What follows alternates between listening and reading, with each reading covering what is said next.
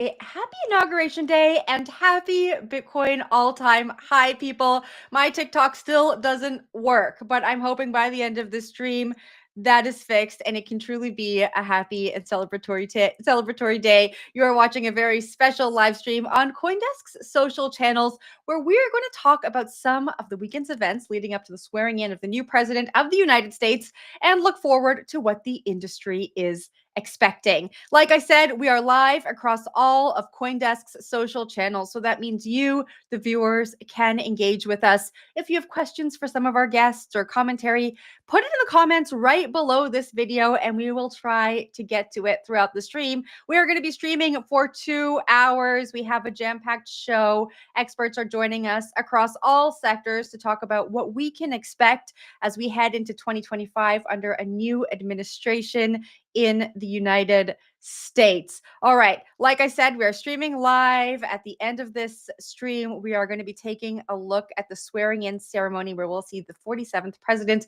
of the United States take his oath of office. I want to welcome my first guest in now. This is CoinDesk's Deputy Managing Editor, Jesse Hamilton, to talk about some of the events that have led up to today. Jesse, how is it going? Good morning. I'm sure you were a very busy man this weekend. Good morning. Yes, absolutely. It's finally here after all this time, after all these months of covering the election, and we finally have arrived at the moment coming up here at noon.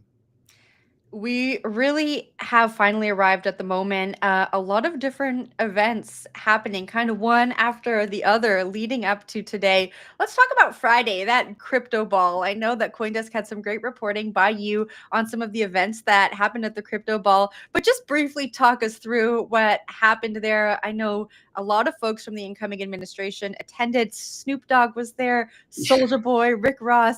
It really looked like the event to be at. Yeah, it was it was really something, and it got a lot of buzz. You mentioned Snoop Dogg. He headlined the event, and he's been catching a lot of flack for it since then. I saw. His fan base is it looks like sort of widely criticizing his appearance there. He's been himself a bit of a back and forth on Trump, whether he supported him or not. But he was there. It was obviously sort of star-studded affair. David Sachs was there. That's the incoming crypto czar for the Trump administration, and he gave some remarks there. He announced that the reign of terror against crypto is over. So that's quite a moment. But I think as important as anything there was the appearance of Speaker of the House Mike Johnson. When you get past all of the sort of the dramas of the White House changeover, what crypto really needs is legislation. It really needs to weigh in on its the bill that it's going to sort of create a new market structure. Yeah.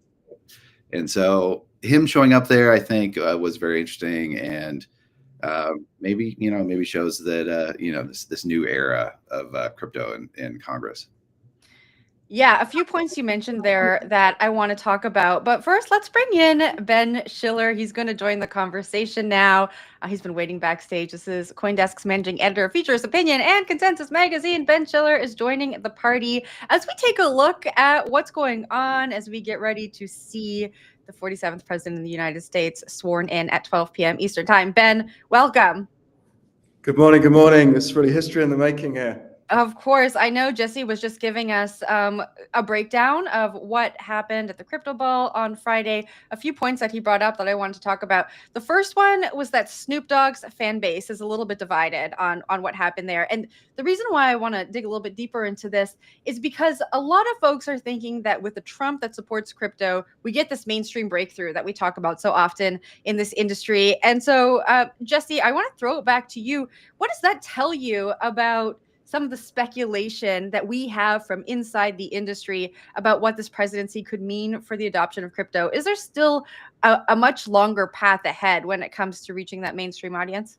So I'm always the most boring person in crypto coverage because I've been in Washington a very long time, and I've covered financial regulation for many, many years, and I understand intimately how difficult it is to put a new oversight regime in place. I covered the financial crisis in 2008, not to date myself too much, but it's a long haul. It's always a long haul. I know people are very excited about the idea that Trump he's expected to issue more than 100 executive orders. He mused that he was going to bring a little desk into the inauguration ceremony and start signing things right after the oath.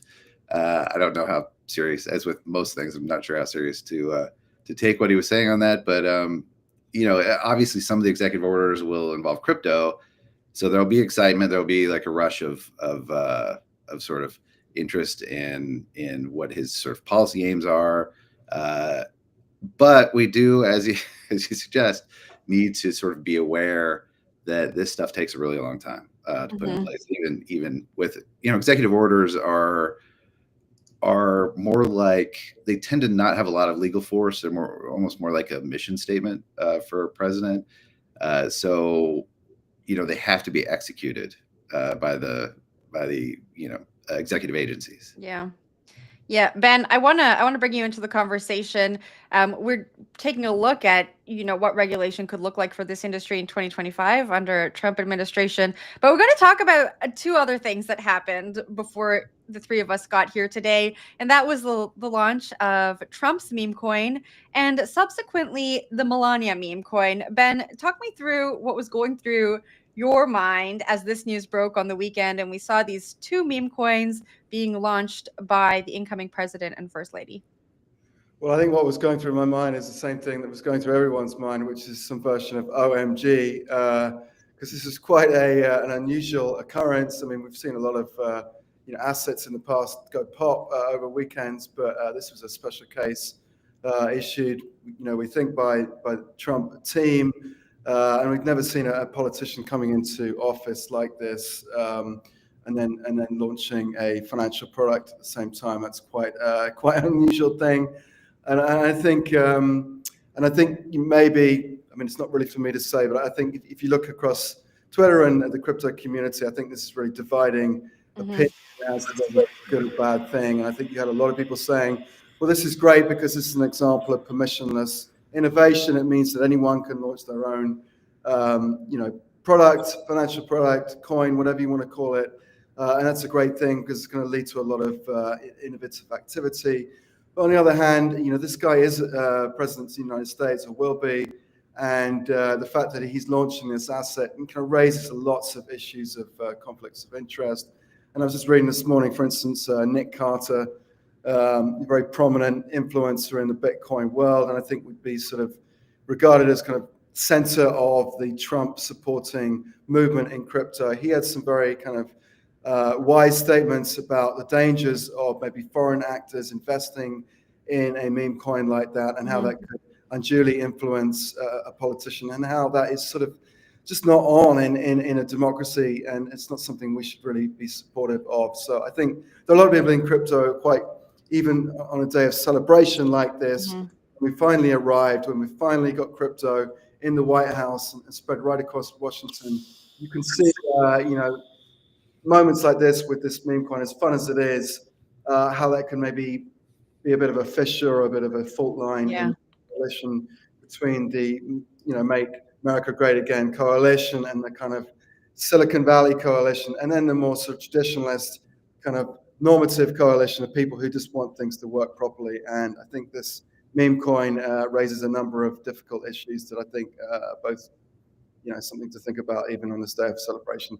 Yeah, I think you're right. I mean, there's been a lot of debate on crypto Twitter. Anthony Scaramucci, who's been on CoinDesk TV quite a bit, I know he's been quoted in many CoinDesk articles, former employee of Trump, although it was a short tenure he had. He tweeted, this could be the most dangerous thing for the country. The dangerous thing about Trump coin is what comes next. Now, anyone in the world can essentially deposit money into the bank account of the president of the USA with a couple of clicks. Every favor, geopolitical, corporate, or personal, is now on sale right out in the open. So I think that kind of highlights some of that argument that we were seeing on crypto Twitter that you just brought up, Ben. Yeah, and I think, not to be too earnest again on a day of celebration, but I think we all have to take a step back, especially as journalists or people that really care about crypto and really think about, some of this kind of frothy stuff, whether it's really in our interests or really what we want. And I think a lot of us can get behind a deliberative legislative process now that would really ensconce crypto deep into the financial system and really get to the future we all want. But then some of this other stuff is really unhelpful, I think, for doing that. So I think we all need to be careful in our celebration today, just to say, let's make sure we actually get the kind of crypto we really, really want. Ben, Jesse, thank you for kicking off this stream with me. I think that you two have done an amazing job at laying a good foundation for some of the conversations that we are going to have leading up to the swearing in ceremony that's happening at 12 p.m. Eastern time. Thanks so much for joining me. I know you both have a lot of work to do, so I will let you both get back to it. Thanks. Thank you. That was CoinDesk Deputy Managing Editor Jesse Hamilton and Managing Editor of Features, Opinions, and Consensus Magazine, Ben Schiller. Now, for those of you who are just joining us, we are taking a look at the live happenings today, Inauguration Day. We are counting down to the swearing in of the 47th President of the United States, Donald Trump. That will be happening at 12 p.m. Eastern Time. We are live across all of CoinDesk's socials. I see a lot of you engaging with us. Please keep doing that. If you have questions for our guests, commentary, put that right below this video and we will try to get to them as we get through this stream. Now, we just talked about two meme coins, Trump and Melania, and I just want to do a quick price check. I see Trump's meme coin is at $51.55 right now. Melania is at $8.18, and Bitcoin just up above 106 $1,000, reaching a new all-time high this morning. I believe it went just above $109,000. Let's bring in our next guest now to talk more about the markets this morning. CoinDesk Indices Head of Product and one of my favorite people, Andy Bear. Andy, how is it going? Good Monday morning. How are you, Jen? It's good to see you. I know, what a Monday morning. Let's just look at what's going on in the live stream now. Everyone is in DC getting ready for the different events that are happening today on Inauguration Day. But what are you watching this morning? I'm just, picking up after all the activity over the weekend. I really like the comments that Jesse and Ben made about the Trump token over the weekend. I think the folks that we're going to be talking to will also point to what a triumph of liquidity and market structure, right? The demonstration that much liquidity could be created so quickly and managed so well is really a testament to how far the technology has come. At the same time, this is one of the weekends where you're getting text messages from a lot of friends outside the industry. Mom and dad are saying, I made a lot of money. My kid made a lot of money. Others are saying, this isn't right, is it? Like, I don't want to offend you, but this seems a little off. So certainly a polarizing event. And when you think about laying regulatory pavement for the future, it's events like this that have to be kind of contemplated in trying to contain legislation to make sure that that money and influence and conflicts can be managed this way in a decentralized world. So it certainly gives us a nice example of something to work with. I can't really call it much of a weekend after all, but that's what life in this business is like, isn't it, Jen? I know. I mean, let's move outside of that Trump and Melania coin. I just mentioned before you joined us that we hit a new all-time high with Bitcoin and went over $109,000 this morning, leading up to the ceremony that's happening later on today. Did you expect that we would reach an all-time high on Inauguration Day? Well, we like to think of Bitcoin as being really distinct from every other asset. It has two real main drivers right now. The adoption momentum has been strong ever since Nashville, I think, is when the adoption momentum kind of picked up. So a fresh jolt of adoption momentum on Inauguration Day was kind of not unexpected. Also after some of the economic numbers, which suggested that the Fed might be tempted to continue its easing cycle, maybe at a slightly regulated pace versus before that, where it looked like the pace was going to be more halting, while still potentially expecting inflation from some of the incoming administration's policies. Bitcoin likes the expectations of low future real interest rates, so nominal interest rates minus inflation. If inflation goes up and the Fed keeps easing, that should be constructive for Bitcoin. Bitcoin doesn't really need much more regulation. It's pretty well regulated and available in so many forms. So, I love our Bitcoin thing fueled by CC Data's a Cadley number. This is fantastic. So, in the medium term, adoption momentum is going to continue. We have sovereign, corporate, institutional, wealth, retail channels all coming on board more and more. So that's going to be strong. It will still in the short term be volatile and subject to economic numbers coming in. Andy, you set me up for an amazing transition here. We are going to welcome our next guest now from the CC Data team. CC Data Head of Research Joshua Davos is joining us to talk about an article that was published or that is being published on CoinDesk.com as we speak called The Trump Effect. Joshua, welcome. Hi, Jennifer. Hi, Andy. Thank you so much for having me. It's good to speak to you both. Thanks for being here, and thanks for helping power this amazing live Bitcoin ticker that we have here. People love to watch this on X. I don't know. I don't know if I'm going to get any work done. You better take it down.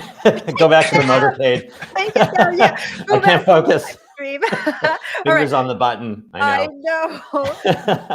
Joshua, as we look at this live ticker here of the Bitcoin price, and we look at some of the events we've already discussed on the stream so far this morning, unpack what you're writing about in the Trump effect. What is the Trump effect? What can we expect to see?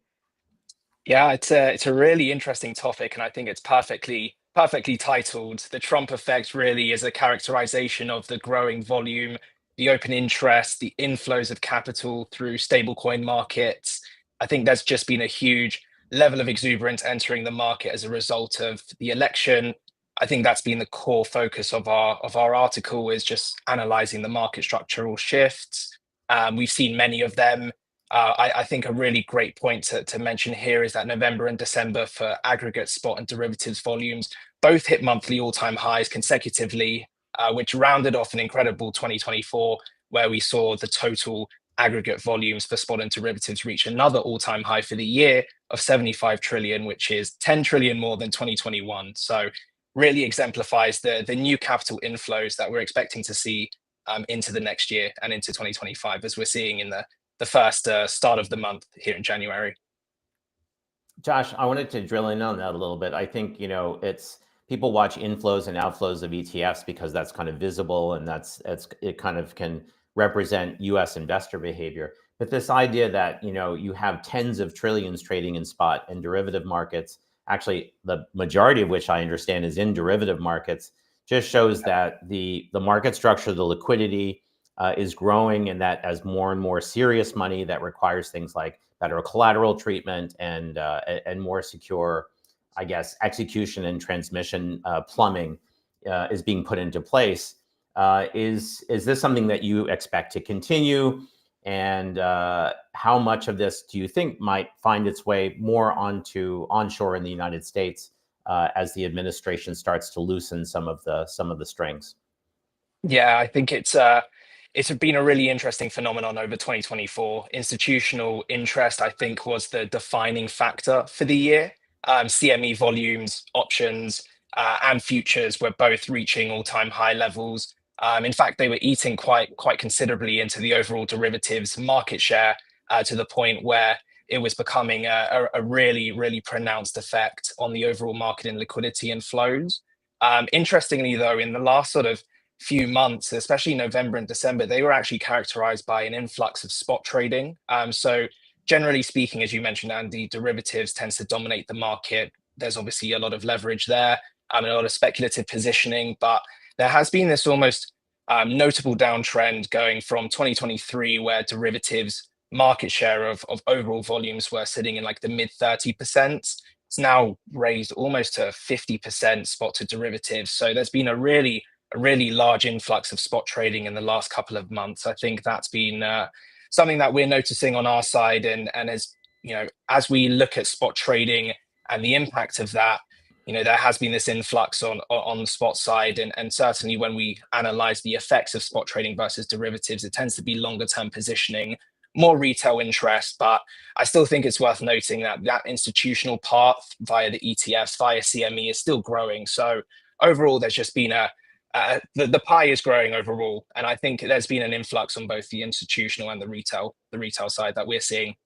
Well, you know, one thing that that this asset class doesn't really have, that traditional asset classes have, is prescribed, required risk management, right? Firms, institutions, hedge funds, trading firms have their own internal risk management strategies, but there's nothing regulatory, statutory capital, things like that. And then you have these giant options exchanges like Deribit, which is a 24/7 options exchange where everybody can kind of go see where a volatility surface is priced and see where the liquidity is. Do you expect that this risk management flow might come in and you know, become a more prominent part of those derivative volumes? Absolutely. I think risk management is key for institutional participation. I think the optionality that's involved in options trading specifically allows you to be more dynamic and hedge your bets in this space. I think that's been a key barrier, is the liquidity and sort of onshore options availability, particularly in the US. I think the CME growth is something which really highlights that, you know, that institutional capital flowing in. And really what we've seen over the last sort of few weeks is CME options volumes almost reaching 50% of Deribit's overall options volumes. So I think, you know, you mentioned a good point, that risk management is key for those entering the space, and also seeing the way in which there's overlap between what you can do with an ETF and the options that are available on CME makes it even more interesting, and they can take advantage of that volatility in ways that are very very opportunistic for them. We have time for one more question. You're always great about reminding us about stablecoin TVL or stablecoin AUM. Yep. A lot of people, kind of, especially new investors, don't think a lot about stablecoins because it doesn't represent kind of working money in the space. It just represents, you know, chain assets that kind of just sit there. Tell us why it's important in terms of the regulatory docket in the United States and the influence on layer ones, why we should be paying attention to stablecoin AUM. Yeah, it's a great question as well. I think stablecoins can be looked at in a number of different ways. I think when you evaluate the overall market cap for stablecoins, there's a number of different factors that come into play. You really want to be seeing the total market cap of crypto growing at the same time as you're seeing that influx. I think that's a nice signal to understanding the liquidity entering the market. I think when stable coins are being spoken about, there's probably a lot of focus on the on-chain abilities. I think as we approach this new administration, there'll be more opportunities on-chain, a bit more regulatory clarity, which will allow people to feel more confident engaging in on-chain activities. And stablecoins are incredibly vital in offering yield and other DeFi services. But stablecoins also play a really important role in centralized exchange liquidity. We already know the most dominant trading pairs are quoted in USDT and USDC in many cases. So I think overall stablecoin activity really does signal towards participation and overall liquidity, whether it's top of book or yields and opportunities available on chain. So they play a very, very vital role. Josh, so good to speak to you. Thank you so much, Andy. Joshua, thanks, Jennifer. Thank you. Thanks for joining the show. That was CC Data Head of Research, Joshua Davos. Now, before we get on to what's happening next, I want to remind everyone we are live across all of CoinDesk's social channels. We are taking a live look at the Inauguration Day happenings over in DC, and we are counting down to the swearing in of incoming President Donald Trump. That's going to be happening at 12 p.m. Eastern Time. All right, we are going to continue talking about the market reaction to today's events, and leading up to today's events, we're going to welcome our next guest now, the Central Park Capital Portfolio Manager, Kelly Yeh, joins the show. Hello guys, happy Inauguration Day. Happy Inauguration Day, happy MLK Jr. Day, and happy Bitcoin all-time high day. Too many things to celebrate, huh? I know. Kelly, why don't you kick us off? I know you had some comments to share on X about the launch of the Trump meme coin, saying it was a masterclass in liquidity optimization by Jupiter and Meteora. Just talk to us about what you meant by that. Yeah, so Trump meme coin, as you see, it was announced on Friday night, and immediately the market cap rose from pretty much zero to now 13, 14 billion, and the FTV of almost 80 billion, right? We have launched so many meme coins on Solana, and Solana being the chain of choice speaks to the benefit of the fast and low cost chain, right? But the launching mechanism matters a lot, especially for such a high attention coin. So the Jupiter, Trump coin is launched on the so-called LFG tech stack from Jupiter on the Meteora exchange. And what they did is allow you to be more flexible and more precise in terms of determining the initial price, set a cap on the selling price, and also optimize liquidity at different type of price targets. So the speculation aside, right, there's a lot of volatility, but what I want to highlight is DeFi is in a stage where a lot of fancy techniques can be done to rival its CeFi rivals. Kelly, we were talking over the weekend, and I guess we were sharing, some of the views that Jesse and Ben were talking about earlier, whether this is a great thing for market structure or whether it's kind of a cringy thing that we're going to have to defend to our traditional finance friends. But as you say, it's undoubtedly a triumph in terms of getting manufacturing liquidity very quickly to the point where centralized exchanges were scrambling to list this token because of the interest. Mm-hmm. To what extent is this kind of environment of Solana as a base chain and Jupiter and Meteora? How can it help for other tokens that maybe have, let's call it a less frivolous or a more functionally oriented way? Is this the new standard for launching? Let's call it big cap utility oriented platforms or protocols. Well, let's take a step back. I think we're experiencing a regime change in terms of regulation and environment for crypto builders overall, right? Because I think the technical part is only one part in terms of how do you offer a token, offer liquidity, but more importantly is how do projects or crypto builders in US can actually legitimately raise funding and hopefully pass some of the benefit to the token holders. And then in the past regime, pretty much everything is considered as a security, right? But in the new regime, as we're looking forward to, there are a couple of regulations that are critical in terms of defining whether a token is a security or a commodity, but as well as providing the best regulatory environment to support not only builders but service providers, so eventually investors can access those tokens with a few guardrails in place. So does the fact that the president-elect, soon to be president, used this kind of path to basically to raise capital? Does this mean that this might be a pathway that might have to be considered more seriously in the regulatory framework, right? The way this was done, it's very hard to regulate in a sovereign way other than prohibiting or enabling access, because it was a pretty global, pretty decentralized event.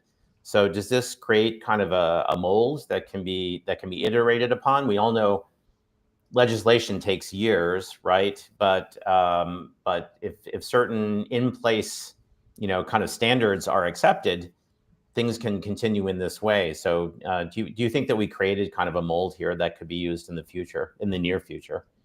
Blockchain is a mold, right? Blockchain, the technology underlying is really enabling people to do two things. One is establish trust in a decentralized way, meaning you don't need an intermediary. And two is democratize peer-to-peer transactions as well as capital raising, right? So the infrastructure is there. That doesn't mean every token launched on that infrastructure is a worthwhile investment for sure, right? But I think the technology is ready. Now we need regulation to give the to basically enable the technology to do more things. So the ultimate product, which is whether it's investment or application, could be freely used and really achieve the whole ideation of blockchain is really peer-to-peer transactions in a smooth, transparent, and permissionless way. despite Solana's meteoric, well, I guess that's a pun, right? Intense growth over the last couple of years, it still is smaller than Ethereum, and it's still maybe not the first thought when it comes to what kind of layer one to list on. Do you think that the events over the weekend, the coming administration, and Solana's kind of success over the last years really gives it a chance to sort of go toe to toe with Ethereum in terms of the blockchain for capital raising and for liquidity? Is that where you think its aspirations are, or does it kind of be its own thing and let Ethereum be its own thing? Well, I think different blockchains have different designs, which leads to being the best in certain things, not everything, right? So just like we live in many different countries with different political systems, I think we are probably going to live in a multi-chain world, right? There's probably not going to be a dominant chain that will do everything. Ultimately, I think there's three things that determine the success of a blockchain. One is the technology, because you want to make it fast and cheap and good enough for people to use to achieve certain things, right? Is definitely distribution, mainstream, right? Rather than the crypto degens who just want to trade and make some money. How can you attract builders who can actually build good applications which will attract and retain users, right? I think those critical things will determine whether a chain will succeed or not, right? So Solana versus Ethereum both have achieved good development in technology, in user acquisition, and in user applications. I think technology specifically, so now Solana is ahead in terms of speed and cost, but Ethereum is also revamping their whole infrastructure, takes time. Ethereum may allow more customizations through L2s. So I think the competition is still on and the race is still early. Kelly, I got to ask you, we heard reports of an all-American crypto reserve. Trump is really pushing this America First agenda. And those reports, we heard that there could be SOL and XRP and some kind of national reserve. Do you think that this is going to happen? Do you think this is something we could see, especially since Trump is interacting with the Solana ecosystem through his latest project? Well, first of all, define what is American chain, right? I think the founders are American, which is good. I think what we need is America to have a better regulatory environment to help the builders thrive, right? The second is blockchain is totally global, right? The whole thesis is we don't need to be in the same country or in the same region or company to do business with each other. I think that's a future, right? So some of the blockchain founders, they are American-based, but the team may not be American-based, the users may not be, and the investors, most of them may not all be American, right? I think benefit is really creating a thriving environment for builders. And then let's think about how can we leverage blockchain's reach, global reach, to actually do good things for not only America, but a broader set of people who can benefit from the technology. Thanks, Kelly. We got to wrap it there. Thanks so much for joining the show. Thank you. Talk to you soon. That was Decentral Park Capital Portfolio Manager Kelly Yee. And Andy, it is time for you to leave us too, which really just breaks my heart. But I'm sure we'll see you around soon. And thanks so much for joining the stream. Thanks, Jen. See you soon.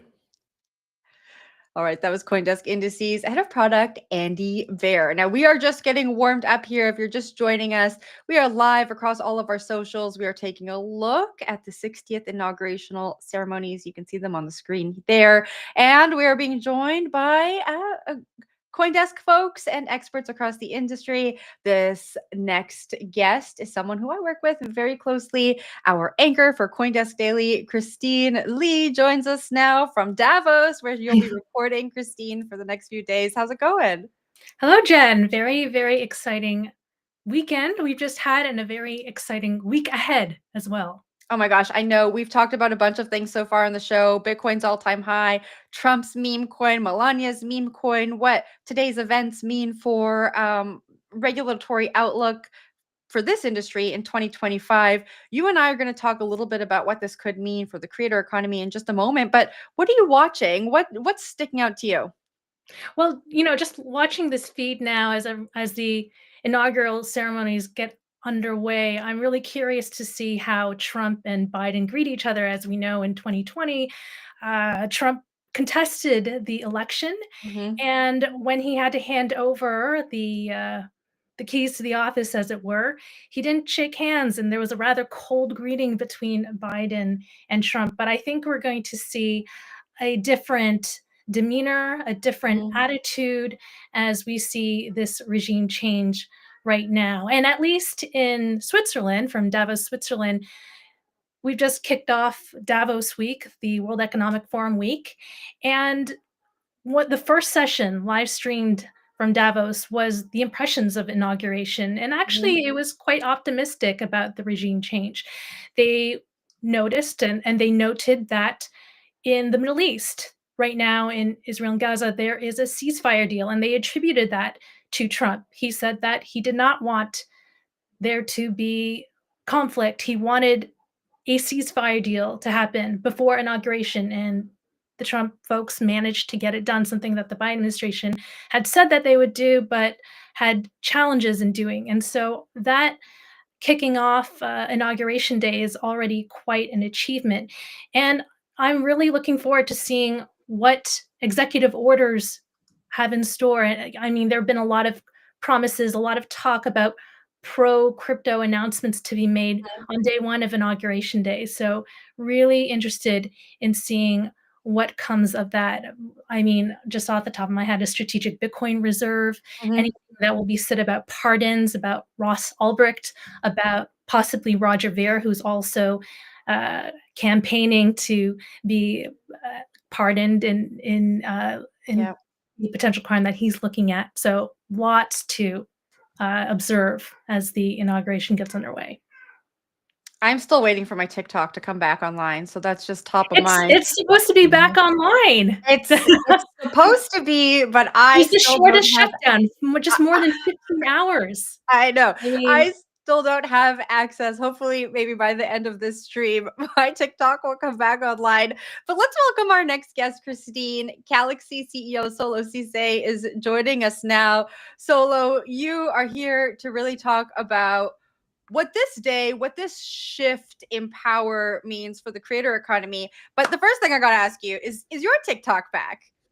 My TikTok is back. I did make a nice comeback late last night, so it is back.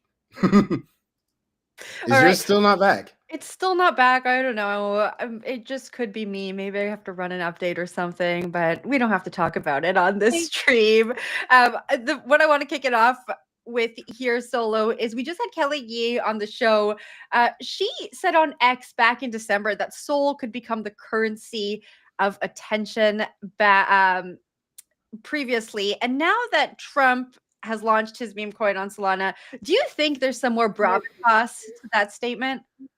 Yeah, no, absolutely. And I think there's definitely merit to it. And some other guests talked about it as well. When you think about layer one blockchains, there's so many different use cases and what they're, really meant for. And when you think about it, I'd like to analogize Solana to maybe like TikTok. If you think about what it is in terms of what people are using, it's become such a great vehicle for speculation, right? Whereas you see other blockchains have different use cases. Our project is built on Solana as well as Hedera, which has a more enterprise background for those use cases, very specific use cases, high throughput and scalability. And so it just, sort of depends. But with the launch of the Trump meme coin, you can see how he was able to really get that attention machine to really work for him and mobilize and, honestly onboard lots of new faces into the world of Web3. So it's just, incredible to see. So I wonder what your impressions were over the weekend when we saw the Trump meme coin go wild, followed by the Melania token. Does this give you and creators on your platform thinking, I should issue a token?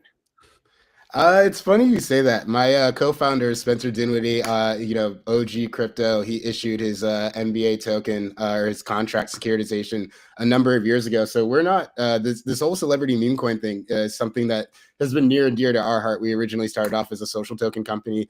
But what made us in our pathway different is that utility is really important. And so I think the on-ramp in onboarding communities into Web3 through the use of meme coins, and attention is great. But now we're sort of missing those application layers and things you can do with those tokens. And so thinking about those token gated experiences, or different types of fan experiences in combination with launching the token, and not just focusing on the speculation or going to the moon, so to speak, but really using it as the asset was originally intended to be, a place for people to, or an asset that people could usually use to enhance their fandom, rather than just make it something that is a financial investment solely.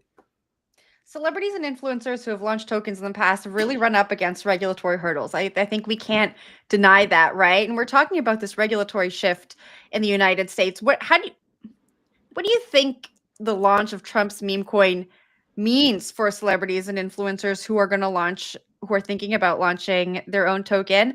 And I hate to say this, everyone's going to hate me who's watching this. What does it mean for consumer protection? All of those fans out there who might want to engage with a token, but don't really understand the ins and outs of it yet. It's tough. There's definitely going to be a lot of people that are going to be looking at it a lot more. And like I mentioned, leading by example. I think we're going to look back, and the crypto community was definitely mixed with the rapid launches of the tokens, particularly the second one, Melania, as well. But I think when we look back into the future, in 10, 20, 30, 40 years with hindsight, we'll appreciate the leadership that's being shown by, people taking, a personal approach to onboarding as many people into the to the industry, as meme coins have demonstrated being so great at.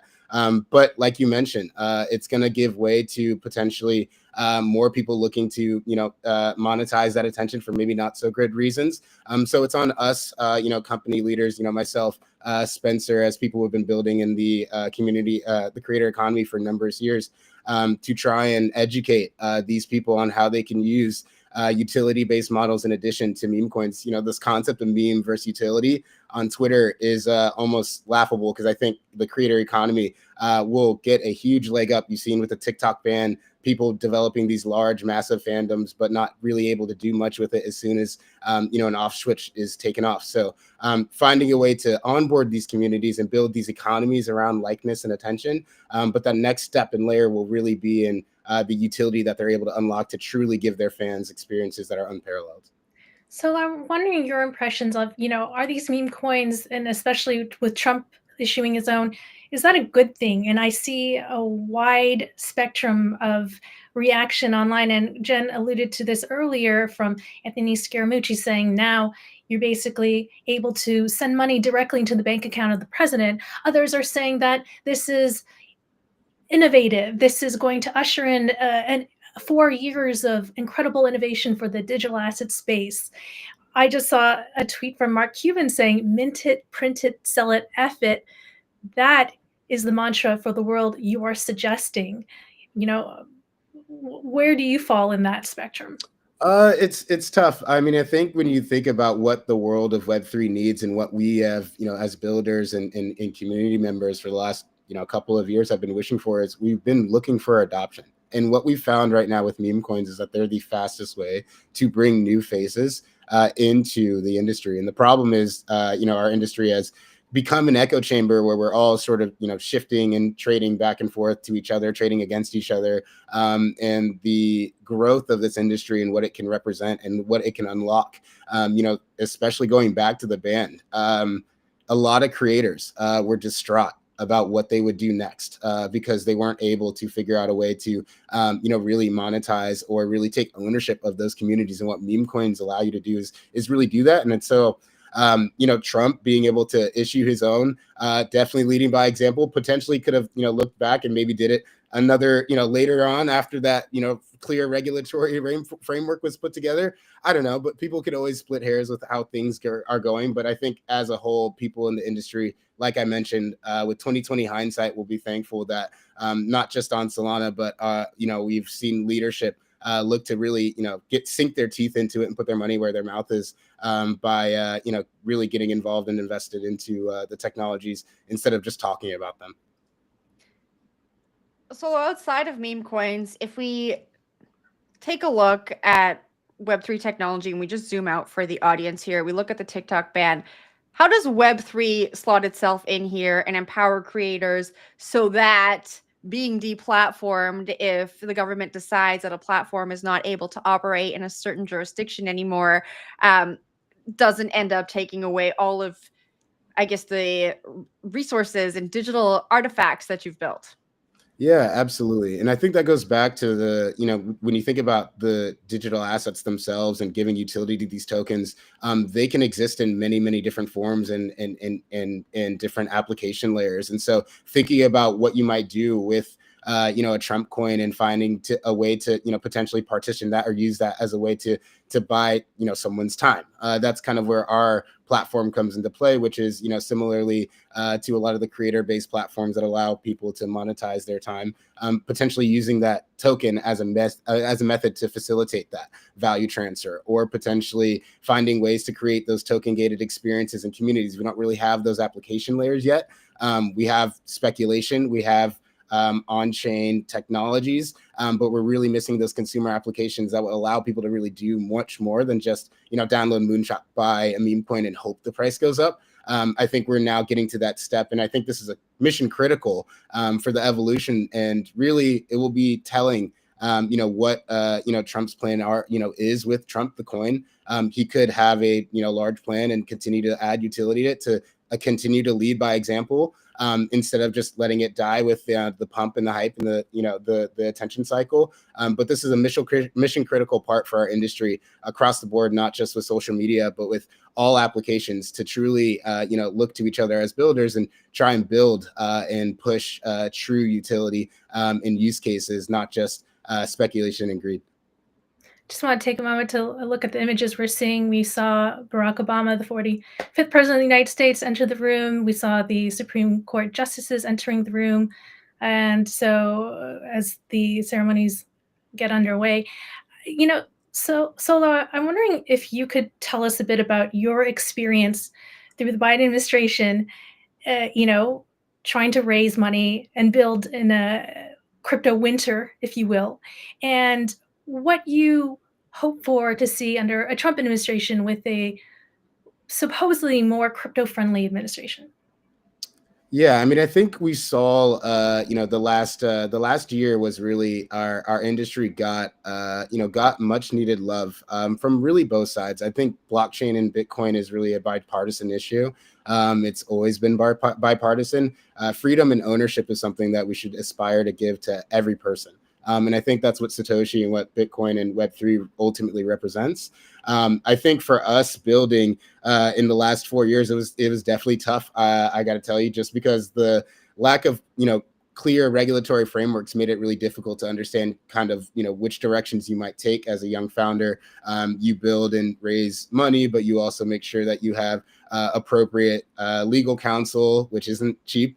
Love my lawyers, but they're not cheap. And you're not necessarily sure if that's even going to protect you from what may happen. But it does seem to be the case that we're under we're seeing the new world order form in front of our face. And that's really promising, just because there's so many talented founders and businesses that are solving real world problems. It's not just meme coins. It's not just speculation, although crypto is great for that. There are definitely some prolific use cases that are on the horizon. And lastly, I think it's just, for our experience, it was really aligning with strong partners. I got to shout out my lead investors, Animoca, the HBAR Foundation and Hedera as a whole, aligning yourselves with those businesses that, see that long-term vision was really critical to surviving the bear market, because there was a lot of companies that came out around the same classes we did back in 2021 and raised some money, but they're no longer here. So got to be really thankful for the strong partnerships that we were able to secure during the bear market. So I'm just curious, what are your hopes and predictions for 2025? Are you kind of exhaling, saying, whew, that was, a difficult, challenging couple of years in the crypto winter. What lies ahead? I'm excited. I'm excited for 2025. I think we're going to see the industry open up. I think we're going to see people looking at some more opportunities to really explore, and builders to come back to the United States. We saw an exodus of some really talented teams leave over the last couple of years. But I think the hyper inflation of the U.S. economy, I think the devaluation of the dollar and all these things sort of accelerated us towards this pathway of the new frontier. But yeah, I mean, really excited, and hopefully, with this new administration, they can see the deep value that is here, and really see how we can make the world a truly more equitable and more pleasant place because of these technologies.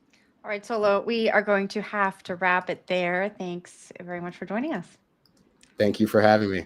All right, that was Galaxy CEO Solo Ceesay. Christine, we just saw the Trump family walk in. I wonder if we're gonna see Baron Trump, such JT. a tall young lad. I mean, in the 6'9". administration, in the Trump administration, the 1.0 version of it, he was just a little boy. Now he's towering over everyone. I know his height really is a metaphor for, I guess, Trump's political career, maybe. Exactly, yeah.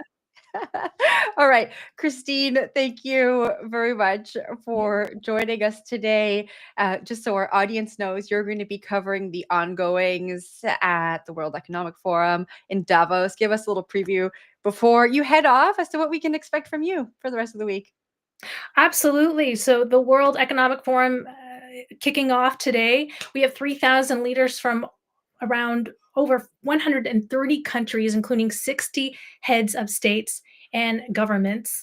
The theme of this year is collaboration for the intelligent age. And according to the founder of the WEF, Klaus Schwab, he believes that we are at an inflection point of many converging technologies, AI, we've got crypto, and with this coming together, we should really try to find a way to elevate humanity and avoid fragmentation, as is a risk with this heightened era that we're entering. And the goal is to relaunch growth, harness new technologies, and strengthen social and economic resilience. Donald Trump is actually scheduled to speak on Thursday at the WEF, so we'll see what happens there. Folks are interested in gauging the tone he uses. I mean, he has suggested tariffs as a negotiation tool. He has suggested renaming the Gulf of Mexico as the Gulf of America, and taking the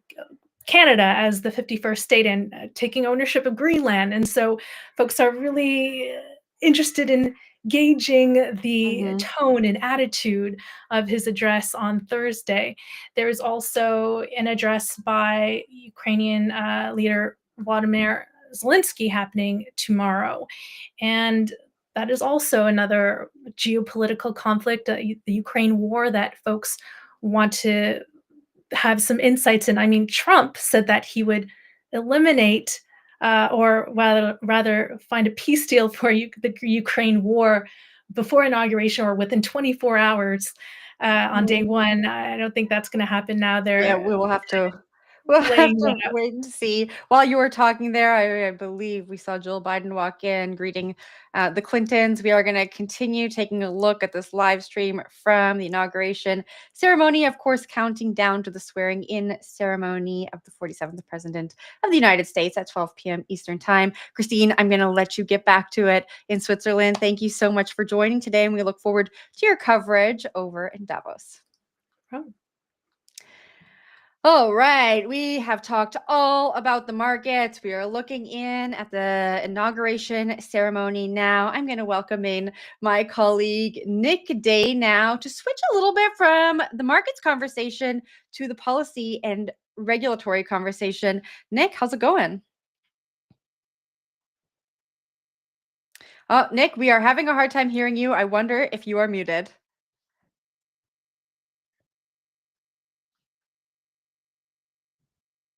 We're going to have Nick a second to figure out his audio there. I am just going to remind our audience who has just joined the live stream, we are live on CoinDesk's socials across the clock. So we are on Twitter, we are on YouTube. You can engage with us. If you have questions for any of our guests, please put them below this video. We will be sure to get to them. If you have commentary, please leave that below as well as we continue our conversations here today. Nick, I'm going to check back in with you. Did we get that audio sorted out? Here's hoping. All right, Nick, we have it sorted out. Did it. If that is the only challenge we have on this stream today. I think we are all good. How are you doing today? I'm sure you've been following our conversations up until now. What are you watching? Talk to me about what we're watching live, signals for the United States. Honestly, like, so what I'm watching for is, we're hearing that Trump has promised to issue something like 100 or 200 executive orders once he is actually sworn in. Um, Obviously, there was a lot of stuff said about crypto during the campaign. I'm curious to see if crypto does indeed make it into one of these executive orders, whether that's anything addressing a strategic Bitcoin reserve, which is something he's talked about a bit on the campaign trail.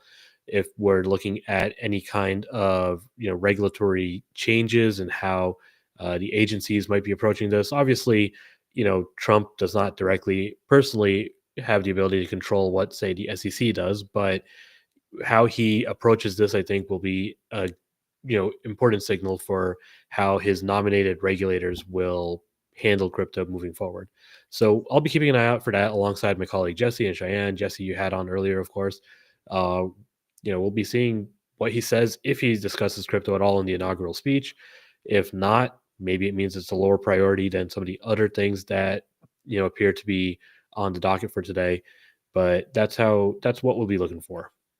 What are your sources in DC telling you? What could the next 100 days look like when it comes to crypto policy? So the big change is obviously going to depend on the independent agencies. Paul Atkins, if he is confirmed as SEC chair in the next 100 days, or whoever the acting SEC chair is before then, will have the ability to, probably not withdraw any of the lawsuits against crypto exchanges right now, but we may see a change in the enforcement posture of the agency. Future lawsuits may not be focused on crypto exchanges, for example. We'll see if there are any enforcement actions in the next 100 days. Similar with the CFTC, whether the commodities regulator has any kind of change to how it's approaching lawsuits or to market structure, whether Congress decides to get involved in this conversation. We're waiting to see if Congress will pass a stablecoin bill, a market structure bill, a Bitcoin reserve bill, anything along those lines.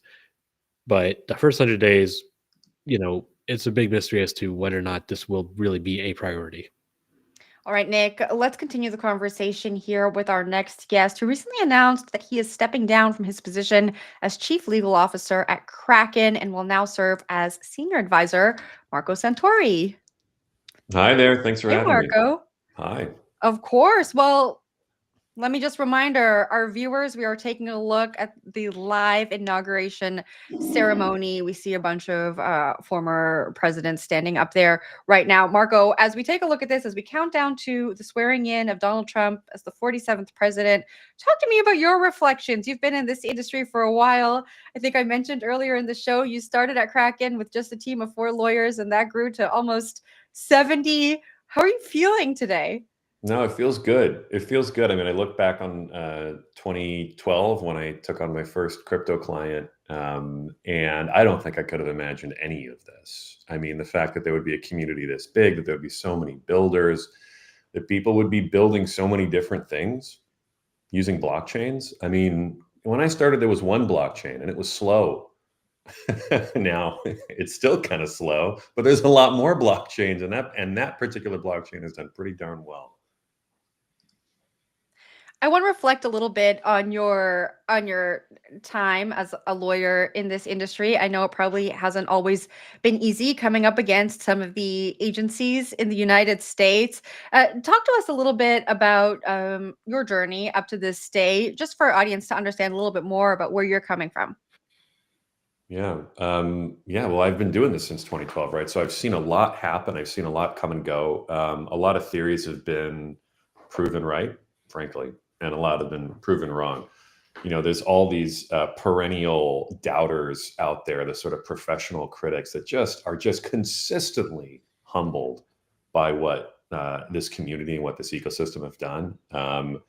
And I got to tell you, if there's anything I've been right about, which has been pretty darn little over the last, 12, 13 years, It's that the professional haters, the professional critics will continue to be proven wrong. Yeah, I mean, can you imagine just dedicating your whole career and your whole life to doubting something that it has a clear trend line that is growing so quickly and now has the support of its greatest detractor, the US government? I mean, imagine betting against something like that. And I'm not just talking about, the dollars and cents of the Bitcoin price. I'm talking about the ecosystem that's grown up around it, the support for growth. It's been staggering. So kind of jumping on that, every year or every cycle, let's say, I get emails. I'm sure Jen gets emails. I'm sure you've gotten emails from people who did invest in projects, but maybe timed it poorly, or were new to this and got into it as things swung down. And one thing that strikes me is that we are now going to enter a cycle where, as you say, a former major detractor of the crypto industry is giving its implicit and explicit endorsement. How do we make sure that, or how do we protect people from taking losses if and when this market cycles again? Or is that just people have to do their own research kind of question, not something that industry OGs can really?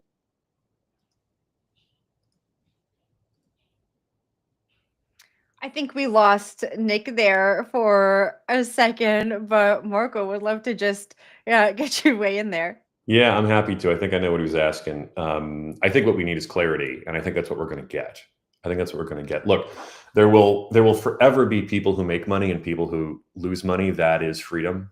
That's capitalism, right? Not everybody is equally situated, and not everybody is going to be able to get rich off of some project, right? And not every project will make it. There's no question. Like this is how economies work. That said, there's been a lot of unnecessary losses over the years. And nowhere is that clearer than the case of FTX, where I remember investors and board members coming to us saying, how are you doing so little and they're doing so much? How do they only have 12 lawyers and you've got 70 and they're making more money than we are? How could that possibly be? Go back and check your premises. What are you doing wrong?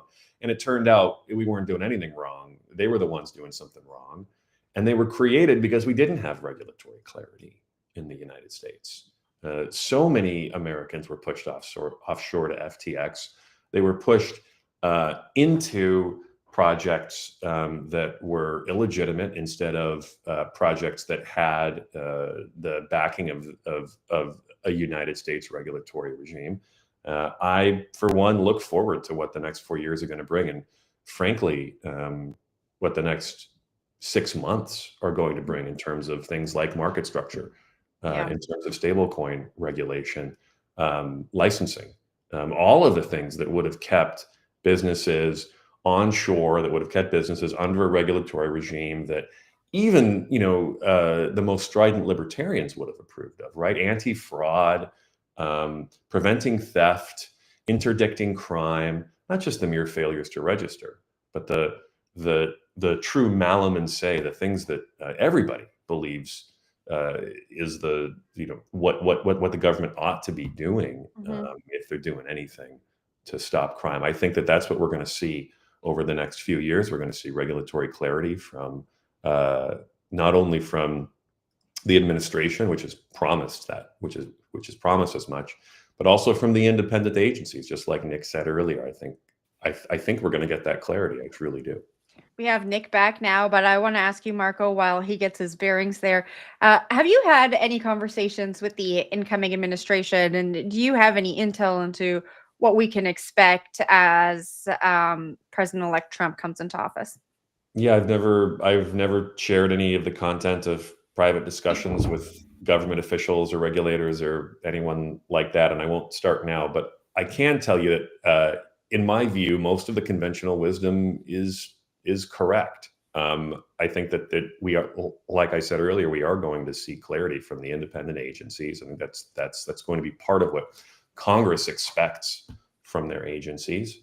I think that we're going to see a new era in friendliness toward crypto. instead of the risks and benefits discussion, which usually ends up being, well, there are benefits, but let's focus on the risks. I think what we're going to see is a pendulum swing toward the middle, where we say, yes, there are risks, but we can emphasize the benefits, we can support the benefits, and we can subsidize, in some case, the benefits from a policy perspective. We can actually focus on building those. How soon do we get that regulatory clarity, do you think? I think it starts on day one. I believe that the agencies, not only are they empowered to release guidance, but I think they are incentivized to release guidance that they haven't been able to, that for some reason, for reasons political or otherwise, that they haven't released up until now. And the SEC is a great example of that. You look at the U.S. Treasury and FinCEN, the Financial Crimes Enforcement Network. They released an inch think of guidance in 2019 when the SEC was unable to do that, just for gosh knows what reason. And the U.S. Treasury's jurisdiction is criminal. The stakes are even higher at the U.S. Treasury. But they released guidance. They told us what they believed their expectations were of the industry and what they believe the law to say. And the SEC has failed to do that, right? I think on day one we can expect statements of policy. We can expect changes in litigation strategy. I think those expectations are fair, and I think they're real. And the SEC is a natural first place to start. I just want to pause there believe we did see Melania Trump just walk in and stand beside Barron. We're looking live at the inaugural ceremony now in Capitol Rotunda. Marco, we're going to leave it there. Nick, I think we have you back. Nick, Maybe. Nick is back. We'll see. Nick, I'm going to give you the last question with Marco before we wrap up here and carry on with our conversations. You're talking about the guidance. So, we saw. Did it freeze again? You're still Am I here, still Nick. here? The joys of live television. Okay. Cool. Yeah, I mean, we saw the SEC have that kind of, attempt at guidance back in, I think it was 2019. This was, I think, staff level guidance. What do you think it's going to take for something more like, commission level guidance, where it is something that will be, useful, let's say, for lack of a better term? You're talking about not just guidance, but the promulgation of rules by the commission. I think that will take longer. I think that, and it should take longer, right? There's no question that people like Hester Peirce and Mark Uyeda have been thinking about these issues at the SEC for years. We've seen the product of that thought in their dissents over the course of the enforcement history. But when it comes to creating rules, you're creating law. Those rules have the force of law, just like whatever Congress would come up with. And it should take a little bit of time. It should take a little bit of time. It has to take into account the political realities of the day. It has to take into account the technological realities of the day, which frankly move a lot quicker. They move a lot more quickly. And when it comes to notice and comment, you don't want 30-day, 60-day turnarounds. You want enough time for the industry to comment, enough time for the staff to digest, and for the commission to decide. So I don't think we're going to see new laws on day one. I can tell you that with high conviction. But I do believe that in the early days of the administration, we could and we should see guidance. And I think that guidance should include a change in litigation strategy. What the prior administration has done is tried to create market structure via litigation that is unprecedented. And to be sure, in the past, the commissioners have been reluctant to change litigation strategy on day one. But in the past, you haven't had an administration that was trying to create new laws via litigation, new market structure via litigation. That is too expansive to leave to enforcement. That should be a process of rulemaking. Marco, thank you so much for joining our stream today. It was an absolute pleasure. And we hope to have you back on the show in the future to continue this conversation. Thank you. I look forward to it. Thank you. That was Kraken Senior Advisor Marco Santori. Nick, I want to just take a look at the live stream right now. We just saw incoming Vice President J.D. Vance walk in. We have President Joe Biden there with Vice President Kamala Harris standing beside him. Before I welcome our next guest in, I want to talk to you again about, what this moment means. Lay it out for our audience who's just joining us. What does this mean for the shifting regulatory outlook in the United States? Yeah, I mean, I think people's expectations are that, as Marco was saying, there will be a shift in terms of how the agencies are pursuing, lawsuits and enforcement actions. There's a lot of hope. I know, companies, the crypto industry put in a massive amount of money into political action committees ahead of the election, for the election. And their hope is that the result is a more favorable regulatory environment. I think the expectation is that that is something that will be delivered. How exactly is hard to say, but certainly market structure bills from Congress, stablecoin bills perhaps, and executive orders from Trump that not only direct the agencies to do whatever, but are kind of just saying the U.S. is going to be a friendlier place if you are a crypto startup and you want to launch a token, you want to trade something, you want to create financialize something. The expectations, I think, from the industry are that all of this is going to happen now, and at the very least, even if none of that happens, there will be fewer lawsuits and fewer enforcement actions against things like, is a token of security, based on how the SEC interprets it, for example. That's not to say that the SEC will be, for sure, a less aggressive enforcer when it comes to actual, let's say more clear-cut regulatory violations if people are scamming or whatever. But I think the expectation, the hope is that there won't be any kind of just a registration violation lawsuit, for example. All right, I'm going to pause there. It looks like incoming President Donald Trump. President-elect Donald Trump, here he is, folks. While we watch this live, I'm going to welcome in a friend of the show and UC Berkeley lecturer, Hermine Wong. Hermine, what a time to join. Everyone. We are taking a look at President-elect Donald Trump walking into the inauguration ceremonies right now. This is this is a new era for sure. Unusual to see, just like stepping back for a second, it's unusual to see a president who was voted out come back in. And this is going to be an interesting era that we're coming to for all sorts unusual. of It is the second time in history that this has happened. So you're right. This is an unusual circumstance to have a president who stepped out of office, comes back into office. And so I guess history is being made in multiple different ways. Yeah, absolutely. Absolutely.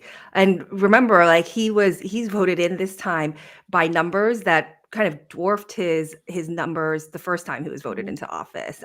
So I think that we're seeing just a different Congress that he'll be interacting with in a lot of ways. Yeah, I know. You heard Nick, Marco, and I kind of talk about the regulatory shift, the regulatory change that this industry is expecting as we head deeper into 2025. I know we're going to talk about that in our next interview, but I just want to get your perspective. How soon do you think we see that regulatory shift once President-elect Trump takes office? Regulations, I do want to say that regulations and guidance are different in scope. And so regulations, we talk a lot in this industry about wanting regulatory clarity. Some people as regulators would have argued, wait, you guys got a ton of guidance. Even at the SEC, you got the Dow report from a long time ago. But I think that what we're seeing with the Trump and Melania coins, truthfully, those are some of these initial gifts that the president-elect, soon-to-be president, gave to this industry of how bullish he is on just this space. So the regulators, I think, are going to be in a wait and see approach, but scaling back a lot of the things that the Biden administration did by sitting on it or trying to find ways of actually curtailing it. All right, Nick, we are going to let you go. We know that you are a busy man. You have much to do today as we prepare for a new administration here. Thank you for joining us on the stream, and we'll be watching your reporting on CoinDesk.com. All right, Hermine, we are getting very close to the 12 p.m. hour. That is when President-elect Donald Trump will be sworn in as the 47th president of the United States. J.D. Vance is going to be sworn in as vice president, I believe, just before him. So we'll see it on this live as we have our next conversation. I want to welcome our last guest of this live, Metallica CEO Marshall Hayner. Hey, Marshall. Thanks for having me on, Jen. It's a pleasure. How are you? Of course. So we've been talking a lot about what's going on today, what it means for the industry from different perspectives. I just want to get your perspective here. I know that you previously, as the CEO of Metallicus, dealt a lot with credit unions and the banking sector. Talk to us a little bit about your experience dealing with these sectors under the previous administration, how you expect that to change, and what that means for you as the CEO of the business. Yeah, so a little bit about us and my background. Metallicus, we're building a network for banks and credit unions to connect and interface with the blockchain. We call it the Digital Banking Network. And in 2020, we actually applied to form a bank under the OCC charter at that time. That was a special charter for fintechs focused around cryptocurrency. I think it's been a very difficult time for banking and crypto over the past, I don't know, I guess you could say almost 8 years. It's been difficult because there haven't been federal guidelines and definitions of digital assets and assigned regulators. As Marco said earlier, you had an agency, the SEC, who under Chairman Gensler and under Joe Biden's office was very hostile towards crypto. And as you heard mentioned, kind of pursued a very unorthodox approach, which was regulation by enforcement. That really forced entrepreneurs outside of the United States to Singapore, to Europe, to other parts of the world. It really kind of sent a chilling effect.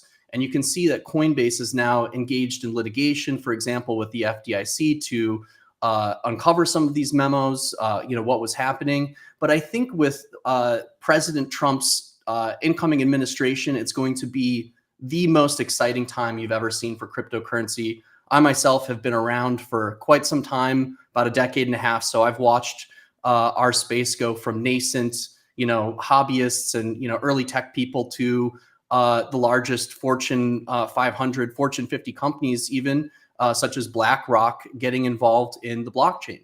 So I predict over the next few years, you're going to see kind of a resurgence. And if you remember in 2020, there were the OCC memos, the interpretive memos around stablecoins, banks' abilities to issue stablecoins, run nodes, and participate in blockchain networks.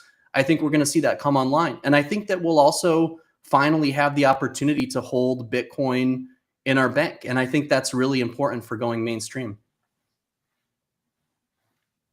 Have you had any conversations with the incoming administration? You heard me ask Marco the same question earlier. I know many in leadership roles in this industry have had conversations with the administration over the past few months. Have you? Yeah, so I haven't spoken with Trump's team directly, but I have had some opportunity. Like we had our live stream with Congressman Byron Donalds and some other people from the Financial Services Committee. And I think that there is, again, like Marco said, I don't want to expose any private conversations, but what I'm seeing is a lot of excitement about embracing blockchain. You obviously, everyone in crypto saw Trump's meme coin launch. It was almost like a signal to the world. The United States is open to blockchain, open to new technologies. We're going to stop the regulation by enforcement. We're going to start to welcome them in. And that's really the kind of the feedback that I've gotten from Congress members, from those in office, and the regulatory conversation. I think it depends on which agency you're talking to, obviously. But I also would say that even during the past 4 years where it's been difficult, you have the regulators are interfacing with crypto companies. They are talking with them. And I think that this is going to be, like I said, the most exciting time, because now you have, for the first time in United States history, a president who openly embraces blockchain, who's very excited about it. And blockchain's not that old. It's a little over 15 years old. And now we're finally going to have the opportunity to get that federal clarity of assigned regulators, different types of digital assets, and it just wasn't there before. So I think that's going to open up the floodgates. And if you look at like BlackRock coming into the space, imagine all of the largest financial institutions starting to launch not just pilots or experiments, but actual live products for consumers and for enterprise. I'd like to ask you if you could just gaze into your crystal ball of what you would like to see in an executive order, setting aside the flashy stuff, right? Like the strategic Bitcoin reserve or pardoning Ross Ulbricht. What might you want to see in one of these initial executive orders that would give some real clarity to the industry? Yeah, these 2020 memos that were written at the OCC by Jonathan Gould were fantastic. I would like to see that get picked back up. That was just starting to gain momentum right before Biden came into office. So these memos, for those that are not familiar, it was the right for banks under OCC National Association members to custody crypto, to issue stable coins, and to run nodes in a blockchain network. And I thought that was huge progress. Unfortunately, when Biden came in, that was immediately squashed. Not only was it squashed, it was really kind of a complete 180 in the direction of the acceptance by the federal regulators of recognizing crypto as money. And really, that's what we need to be doing to move our technology and economic policy towards digital assets and blockchain forward. It really positions us on the world stage to become leaders. And I think we lost about 4 years of time. Meme coins, all that stuff, that's fun for people that are playing with crypto, but it's not serious like stable coins. And has been this conversation of CBDC. I have always been a fan of private stable coins because when I compare it to, for example, like the parcel service, I want to use FedEx. Maybe I'm not going to use USPS to get something overnight, like a business document. That's kind of how I see, for example, like Circle USDC or PayPal Dollar, or what we're working on at Metallicus with Metal Dollar. I would like to see clear guidelines for banks, for credit unions, and financial institutions to integrate cryptocurrency. Who are the assigned regulators? How do they operate? That's really been one of the things that's been lacking. So I'd like to see those memos picked back up. And I'd like to see a change in guard over at the SEC. I think the CFTC has been, very straightforward with crypto, but the SEC has been one of those murky areas that has given entrepreneurs pause. And I think it also has prevented really, banks and larger companies from entering the crypto space. So ability to custody crypto, our stablecoin policy, if that's not going to be towards CBDC, which I'm totally fine with. I know many people are against it. I know President Trump has said something against it. That's fine, because we already have the FedEx of crypto. It's already operating, right? We already have Circle USDC and other popular stablecoins. So, just give it, when you look at the EU and MiCA, we need that in the United States. We should have had that a long time before EU. And I love the EU. My co-founder is from Belgium, but I think the United States really needs to catch up here. And so this is our big opportunity.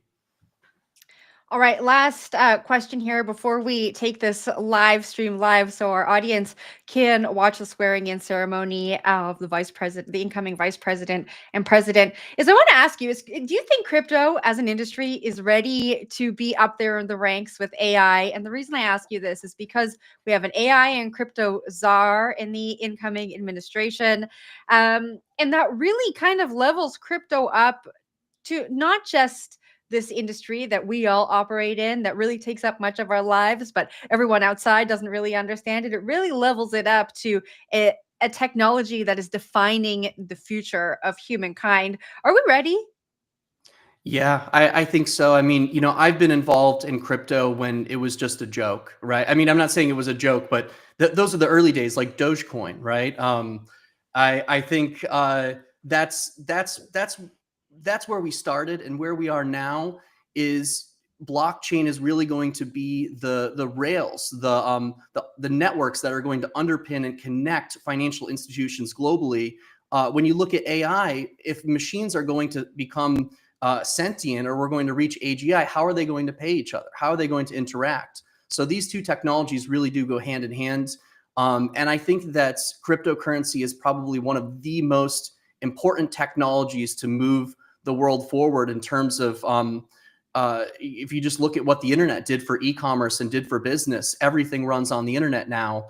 Blockchain is going to empower the global economy. So I don't really think that AI can grow like it should be able to grow without blockchain, and they really go hand in hand. So I think we're ready. It's people have at this point, most Americans have heard of Bitcoin. They've heard of digital currency. You can buy digital currency in PayPal. You have Coinbase. You have MetalPay, Robinhood. You have unlimited number of apps, and it's only a matter of time before machines start to use blockchain. And that's I see the convergence of AI really happening over the next few years, because not only blockchain was something that I think was stifled under the previous administration, but also you may have heard that AI was a conversation under Biden's administration that they really wanted to, corral it in and not allow companies to grow. And, that's something when you look at EU, the AI industry is not exploding over there because the regulations have stifled it so much. So this is really America's time to shine. I'm very excited for the Trump administration and how they're going to position AI and blockchain together. And like I said, they go hand in hand. And when they can operate together in a clear environment, we're going to see an absolute explosion of this industry, and a lot of companies that left a while back potentially coming back very soon. All right, Marshall, we are going to have to leave it there. Thanks so much for joining us. Thanks for having me. All right, Hermine, we are just about getting ready to see the swearing in ceremony. What a time. I've been watching the comments come in under the video, and I've seen a few. What a time to be alive happening. Let's just take it live now. We're going to go live. Let's listen in. As First Lady, we thank you for the beauty, the warmth, and grace that she shows not only to this nation, but to the whole world. We thank you for Vice President-elect J.D. Vance and his wife Usha and their young family. May he be a strength to President Trump, to stand beside him, to hold up his arms like Aaron held up the arms of Moses in the midst of battle. The prophet Samuel reminded the people, it was you that brought them up from the land of Egypt. And he said, now stand still, that I may reason with you before the Lord. So, Father, we take this moment to stand still, to remember the great things that you have done for this nation. Thank you for the protection, the bounty, the freedoms that we so enjoy. We remember to keep our eyes fixed on you, and may our hearts be inclined to your voice. We know that America can never be great again if we turn our backs on you. We ask for your help, and we pray all of this in the name of the King of Kings, the Lord of Lords, your Son, my Savior, and our Redeemer, Jesus Christ. Amen. Ladies and gentlemen, please welcome Associate Justice Kavanaugh to administer the Vice Presidential Oath of Office.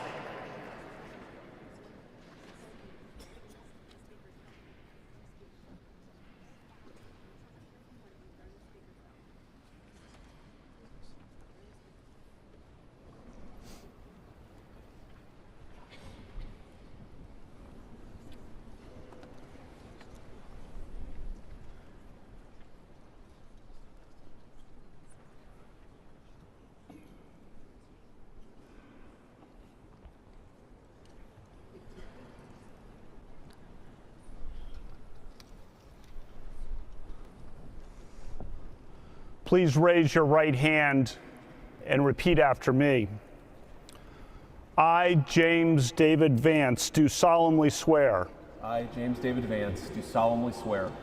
that I will support and defend the Constitution of the United States that I will support and defend the Constitution of the United States against all enemies, foreign and domestic, against all enemies, foreign and domestic, that I will bear true faith that I will bear true faith and allegiance to the same, and allegiance to the same, that I take this obligation freely that I take this obligation freely without any mental reservation without any mental reservation or purpose of evasion, and that I will well and faithfully discharge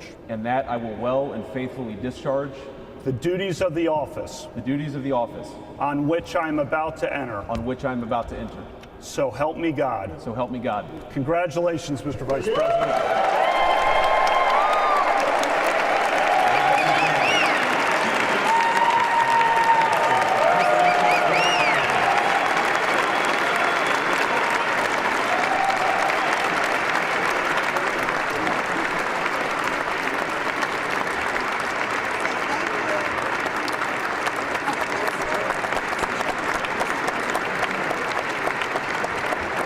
Ladies and gentlemen, please welcome Chief Justice Roberts to administer the presidential oath of office.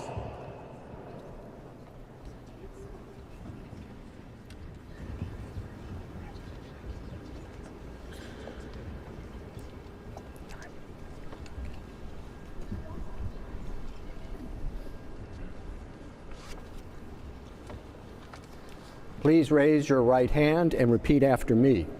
I, Donald John Trump, do solemnly swear. I, Donald John Trump, do solemnly swear. That I will faithfully execute. That I will faithfully execute. The office of President of the United States. The office of President of the United States. And will, to the best of my ability. And will, to the best of my ability. Preserve, protect, and defend. Preserve, protect, and defend. The Constitution of the United States. The Constitution of the United States. So help me God. So help me God. Congratulations, Mr. President.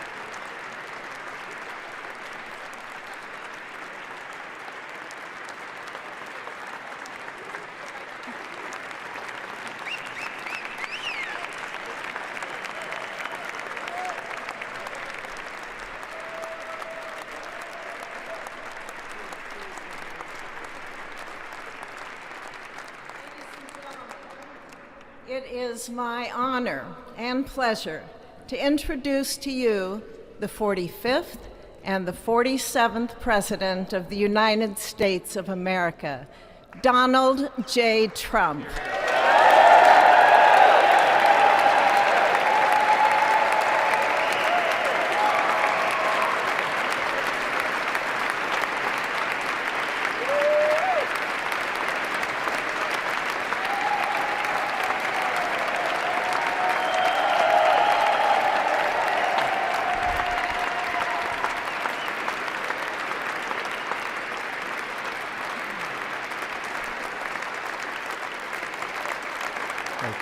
Thank you very much, everybody. Well, thank you very, very much.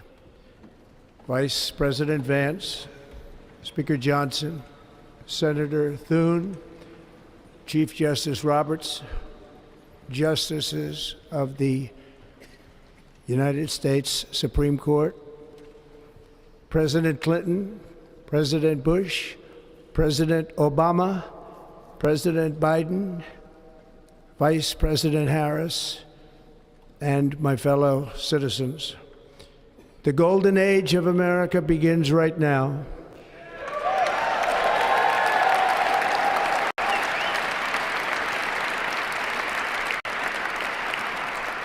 From this day forward, our country will flourish and be respected again all over the world. We will be the envy of every nation, and we will not allow ourselves to be taken advantage of any longer. During every single day of the Trump administration, I will very simply put America first.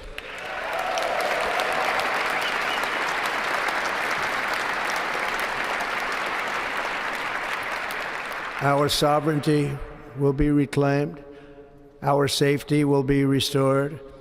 The scales of justice will be rebalanced. The vicious, violent, and unfair weaponization of the Justice Department and our government will end.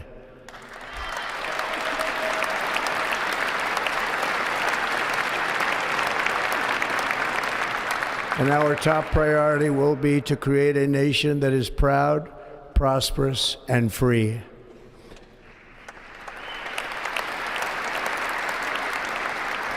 America will soon be greater, stronger, and far more exceptional than ever before.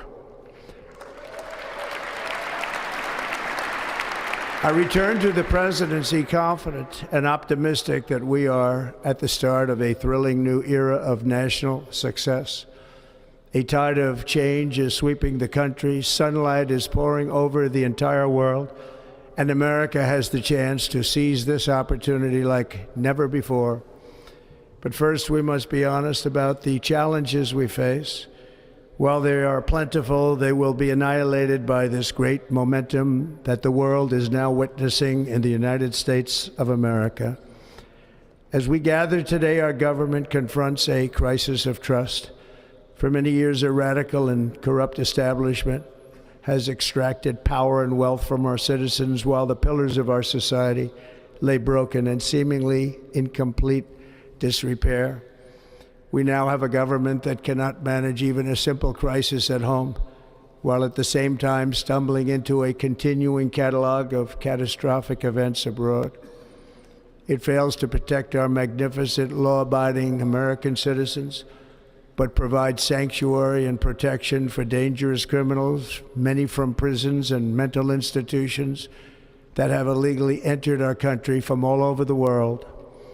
We have a government that has given unlimited funding to the defense of foreign borders, but refuses to defend American borders or, more importantly, its own people. Our country can no longer deliver basic services in times of emergency, as recently shown by the wonderful people of North Carolina, been treated so badly.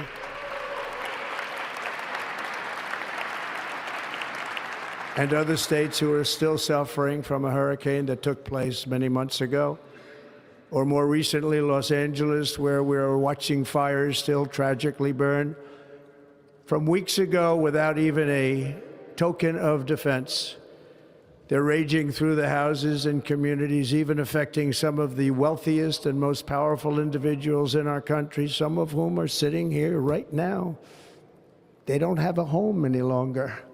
That's interesting. But we can't let this happen. Everyone is unable to do anything about it. That's going to change. We have a public health system that does not deliver in times of disaster, yet more money is spent on it than any country anywhere in the world.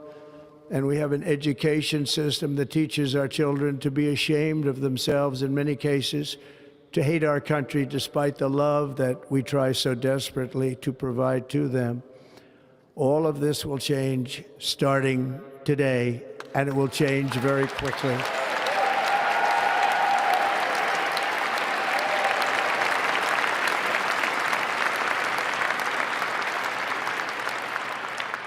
My recent election is a mandate to completely and totally reverse a horrible betrayal and all of these many betrayals that have taken place, and to give the people back their faith, their wealth, their democracy, and indeed their freedom.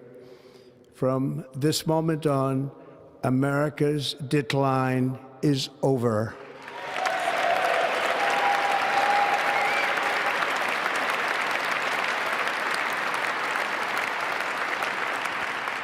Our liberties and our nation's glorious destiny will no longer be denied, and we will immediately restore the integrity, competency, and loyalty of America's government.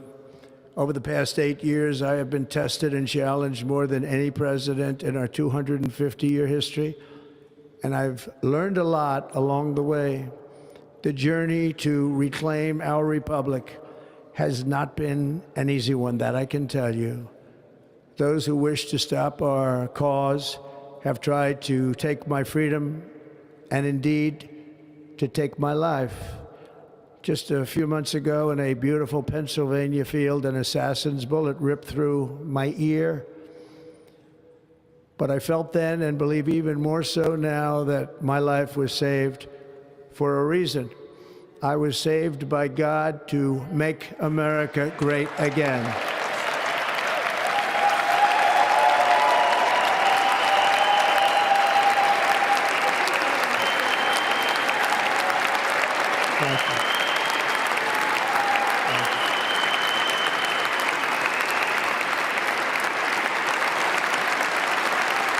Thank you very much.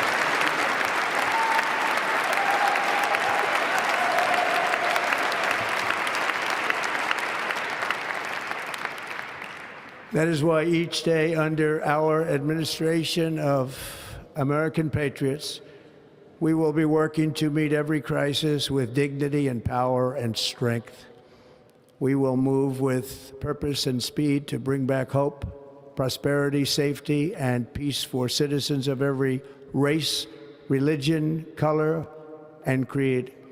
For American citizens, January 20th, 2025 is Liberation Day.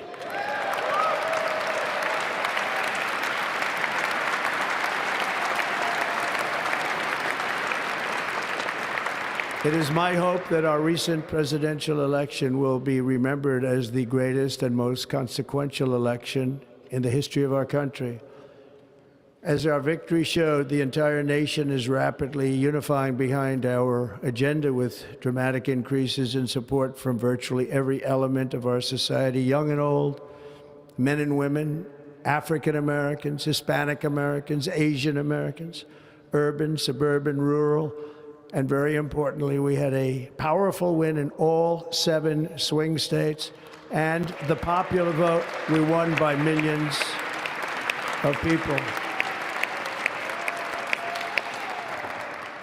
To the Black and Hispanic communities, I want to thank you for the tremendous outpouring of love and trust that you have shown me with your vote. We set records, and I will not forget it. I've heard your voices in the campaign, and I look forward to working with you in the years to come. Today is Martin Luther King Day, and his honor, this will be a great honor, but in his honor we will strive together to make his dream a reality. We will make his dream come true.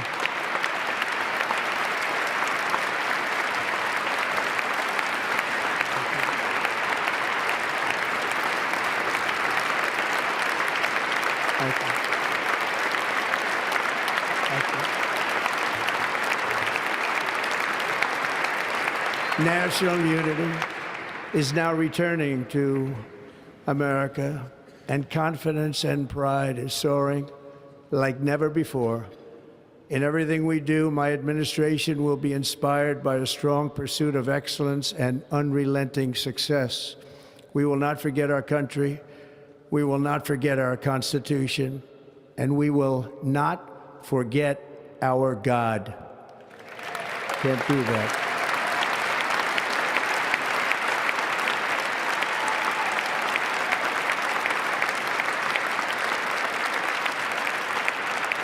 Today, I will sign a series of historic executive orders. With these actions, we will begin the complete restoration of America and the revolution of common sense. It's all about common sense. First, I will declare a national emergency at our southern border.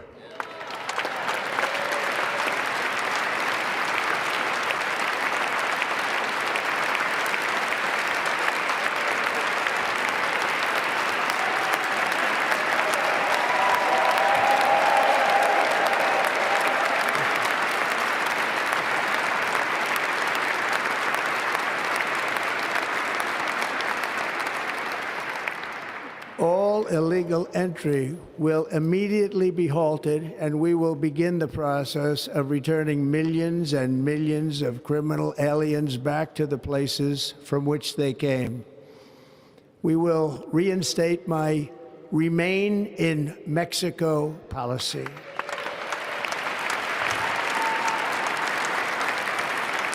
I will end the practice of catch and release. And I will send troops to the southern border to repel the disastrous invasion of our country.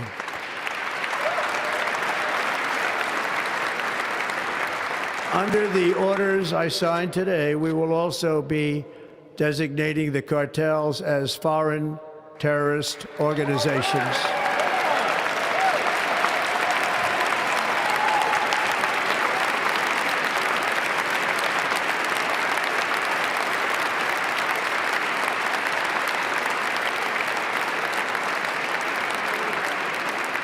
And by invoking the Alien Enemies Act of 1798, I will direct our government to use the full and immense power of federal and state law enforcement to eliminate the presence of all foreign gangs and criminal networks, bringing devastating crime to U.S. soil, including our cities and inner cities.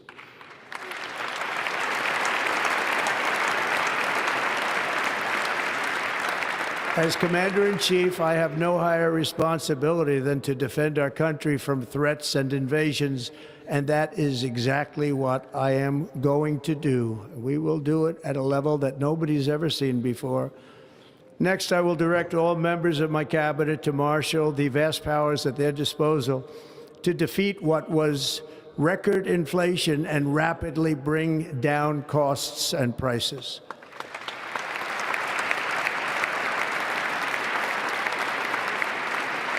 The inflation crisis was caused by massive overspending and escalating energy prices, and that is why today I will also declare a national energy emergency. We will drill, baby, drill.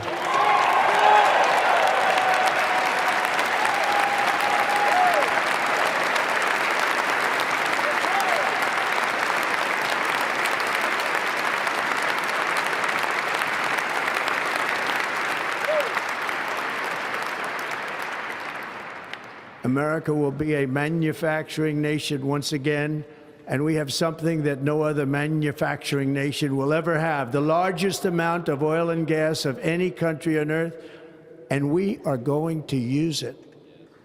We're going to use it.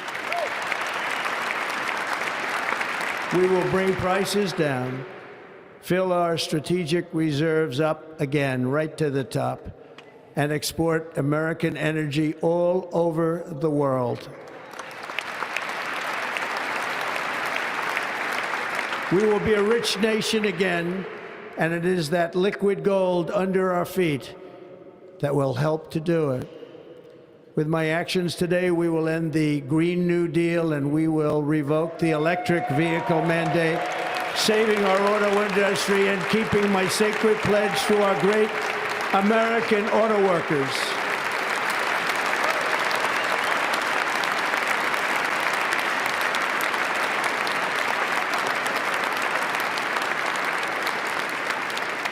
In other words, you'll be able to buy the car of your choice. We will build automobiles in America again at a rate that nobody could have dreamt possible just a few years ago. And thank you to the auto workers of our nation for your inspiring vote of confidence. We did tremendously with their vote. I will immediately begin the overhaul of our trade system to protect American workers and families. Instead of taxing our citizens to enrich other countries, we will tariff and tax foreign countries to enrich our citizens.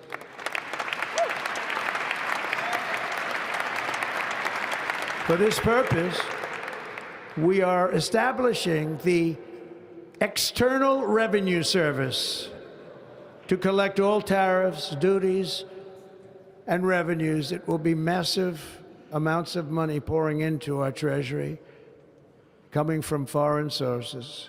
The American dream will soon be back and thriving like never before to restore competence and effectiveness to our federal government. My administration will establish the brand new Department of Government Efficiency.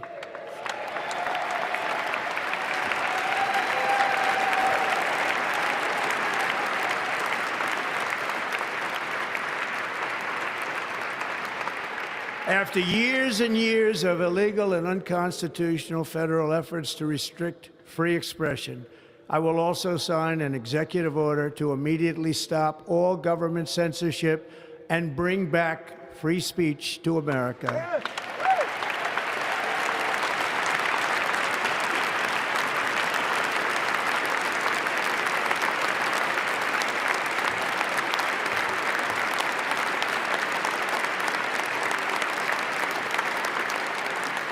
Never again will the immense power of the state be weaponized to persecute political opponents, something I know something about.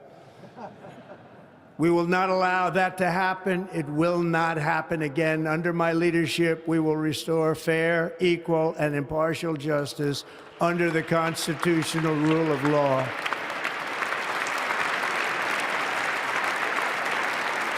And we are going to bring law and order back to our cities. This week, I will also end the government policy of trying to socially engineer race and gender into every aspect of public and private life.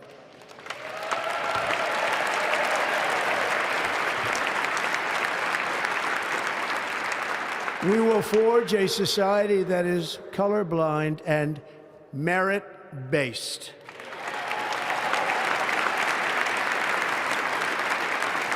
As of today, it will henceforth be the official policy of the United States government that there are only two genders, male and female.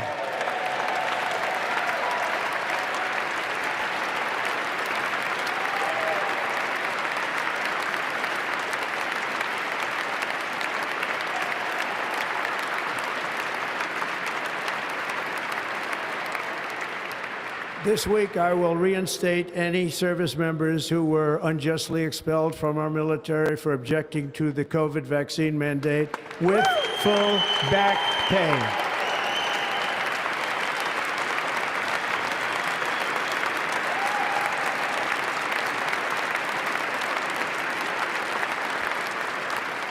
And I will sign an order to stop our warriors from being subjected to radical political theories and social experiments while on duty.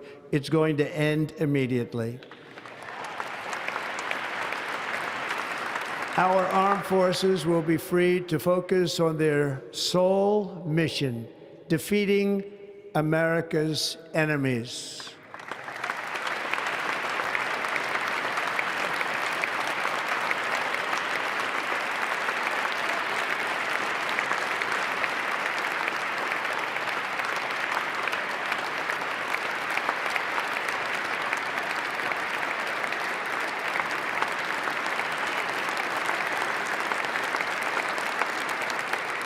Like in 2017, we will again build the strongest military the world has ever seen.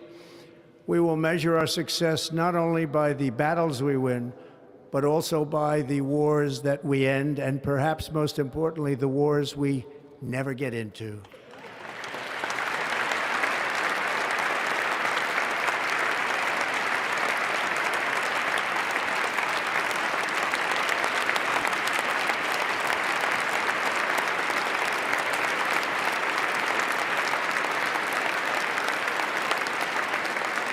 My proudest legacy will be that of a peacemaker and unifier. That's what I want to be, a peacemaker and a unifier. I'm pleased to say that as of yesterday, one day before I assumed office, the hostages in the Middle East are coming back home to their families.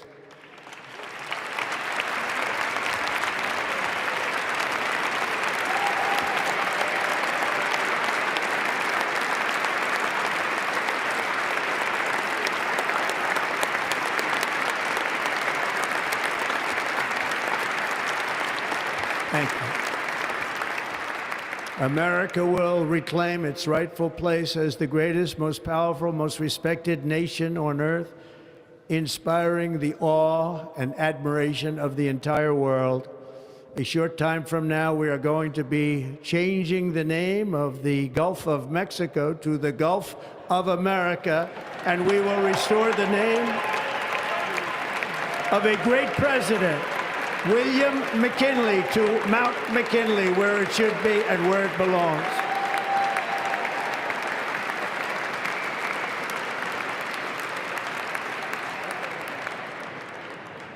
President McKinley made our country very rich through tariffs and through talent. He was a natural businessman and gave Teddy Roosevelt the money for many of the great things he did, including the Panama Canal, which has foolishly been given to the country of Panama after the United States. The United States, I mean, think of this, spent more money than ever spent on a project before and lost 38,000 lives in the building of the Panama Canal. We have been treated very badly from this foolish gift that should have never been made, and Panama's promise to us has been broken. The purpose of our deal and the spirit of our treaty has been totally violated. American ships are being severely overcharged and not treated fairly in any way, shape, or form, and that includes the United States Navy.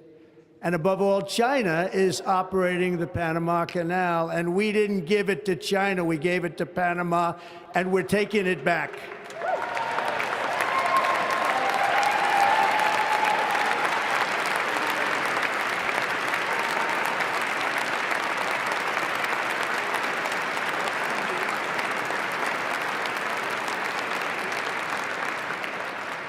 Above all, my message to Americans today is that it is time for us to once again act with courage, vigor, and the vitality of history's greatest civilization.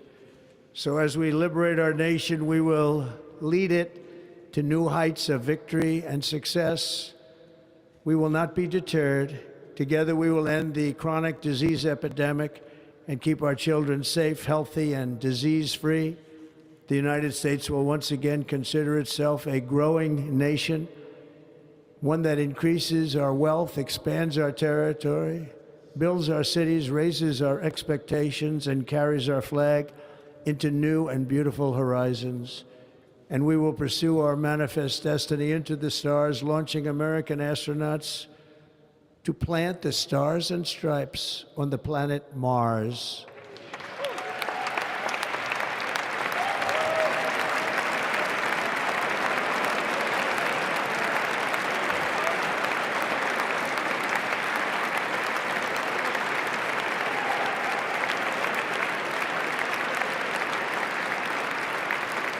Ambition is the lifeblood of a great nation. And right now, our nation is more ambitious than any other. There's no nation like our nation. Americans are explorers, builders, innovators, entrepreneurs, and pioneers. The spirit of the frontier is written into our hearts. The call of the next great adventure resounds from within our souls. Our American ancestors turned a small group of colonies on the edge of a vast continent into a mighty republic of the most extraordinary citizens on earth. No one comes close. Americans pushed thousands of miles through a rugged land of untamed wilderness. They crossed deserts, scaled mountains, braved untold dangers, won the Wild West, ended slavery, rescued millions from tyranny, lifted billions from poverty, harnessed electricity, split the atom, launched mankind into the heavens, and put the universe of human knowledge into the palm of the human hand. If we work together, there is nothing we cannot do and no dream we cannot achieve. Many people thought it was impossible for me to stage such a historic political comeback. But as you see today, here I am. The American people have spoken.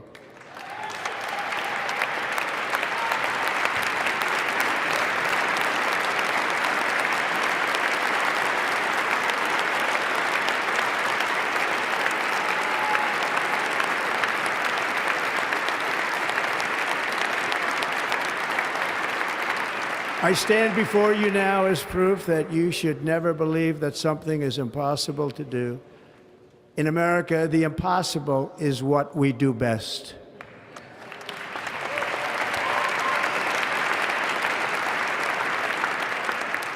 From New York to Los Angeles, from Philadelphia to Phoenix, from Chicago to Miami, from Houston to right here in Washington, D.C., our country was forged and built by the generations of patriots who gave everything they had for our rights and for our freedom. They were farmers and soldiers, cowboys and factory workers, steel workers and coal miners, police officers and pioneers who pushed onward, marched forward, and let no obstacle defeat their spirit or their pride. Together they laid down the railroads, raised up the skyscrapers, built great highways, won 2 world wars, defeated fascism and communism, and triumphed over every single challenge that they faced. After all we have been through together, we stand on the verge of the 4 greatest years in American history. With your help, we will restore America, promise, and we will rebuild the nation that we love, and we love it so much. We are one people, one family, and one glorious nation under God. So to every parent who dreams for their child, and every child who dreams for their future, I am with you, I will fight for you, and I will win for you. We're going to win like never before.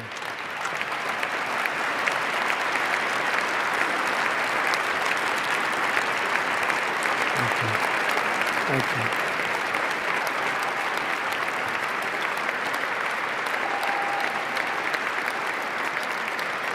Thank you. Thank you. In recent years, our nation has suffered greatly, but we are going to bring it back and make it great again, greater than ever before. We will be a nation like no other, full of compassion, courage, and exceptionalism. Our power will stop all wars and bring a new spirit of unity to a world that has been angry, violent, and totally unpredictable. America will be respected again and admired again. including by people of religion, faith, and goodwill. We will be prosperous. We will be proud. We will be strong, and we will win like never before. We will not be conquered. We will not be intimidated. We will not be broken, and we will not fail. From this day on, the United States of America will be a free, sovereign, and independent nation. We will stand bravely. We will live proudly. We will dream boldly, and nothing will stand in our way because we are Americans. The future is ours, and our golden age has just begun. Thank you. God bless America. Thank you all. Thank you. Thank you very much. Thank you very much. Thank you.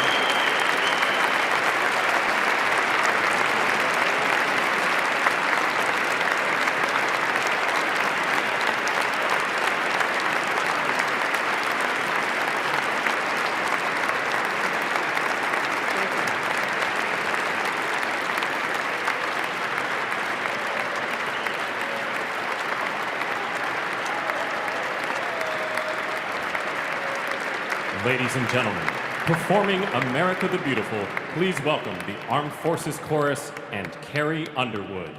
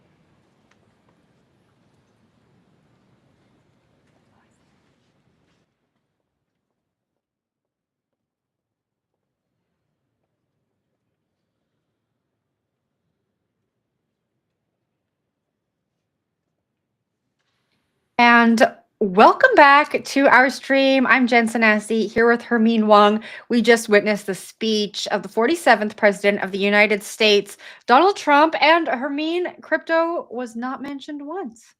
No, we got a lot of other things besides crypto. And he did make some overtures to tech generally, and bringing car manufacturing back and going to Mars. But he didn't talk anything about crypto, which I think would surprise our industry, certainly. Like, what did Polymarket have to say about it, for example, Jen? I mean, I have a Polymarket contract up here on what will Trump say during the inauguration speech. There are a bunch of different options on here. People are expecting crypto, Bitcoin, or Dogecoin when it comes to the crypto-related topics. We did hear him mention the Department of Government Efficiency, which, if you abbreviate that, is Doge. So I don't know if that ticks that box, but really no mention of crypto. Given the amount of support he received from the crypto community, given the amount of money his campaign received from the crypto community, it is, I think, surprising to us in this industry. But if we kind of zoom out and look at it from a broader perspective, I don't know. I was kind of 50-50 on if we were going to hear it anyways. Yeah, I think that that's reasonable. I like the one. So we definitely heard the themes he touched on big time in his own campaign, right? There's the southern border issues. There's our energy issues where he wants to open up a lot of oil drilling. And there's certainly the economy and imposing tariffs, which is not something we always think about when it comes to free market, but nevertheless, it's something big on his campaign platform. So we heard those issues. And then I suspect that with crypto, perhaps there's a belief that the industry should take a lot of comfort with the timing of his meme coin and how, when he decided to release that. So that may very well be the overture and the emphasis to his point of, look, we're going to be deregulatory. I'm not going to start regulating all of this stuff out of existence. Instead, I'm going to allow for the markets to work as they should. And here is my own personal brand that I'm putting on the line to emphasize that point.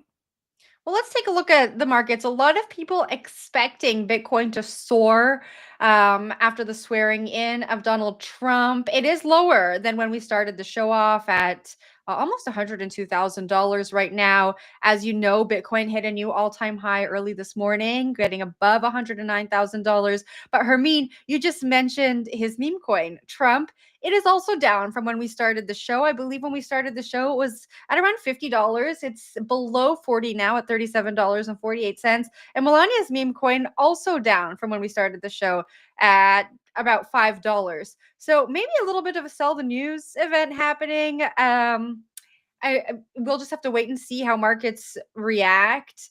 But if we kind of zoom out a little bit, I just want to get your perspective. Like, we've had so many conversations on the show today, but practically, what needs to happen for these things that we're talking about to come to fruition, to actually be real, and for this industry to start going in the direction that we all want it to go in? It's not just one person who has an impact on these. It's not just one executive order. So I'd love to hear your thoughts there. What needs to happen? Truthfully, if I were to see an executive order that I thought would really move the way towards mass adoption in the United States, I would look for some way of the government actually adopting digital assets in crypto in the way that they do things. So, for example, and this is just me brainstorming, right? Tax payments paid in crypto in some fashion, right? If there were ways of, if Trump, you may remember that back in when Mayor Adams of New York was elected, he said he would take his own salary in, I believe, Bitcoin. If you could see that, could federal government workers take part of their salary in crypto? Would the president want to take some of his salary in crypto?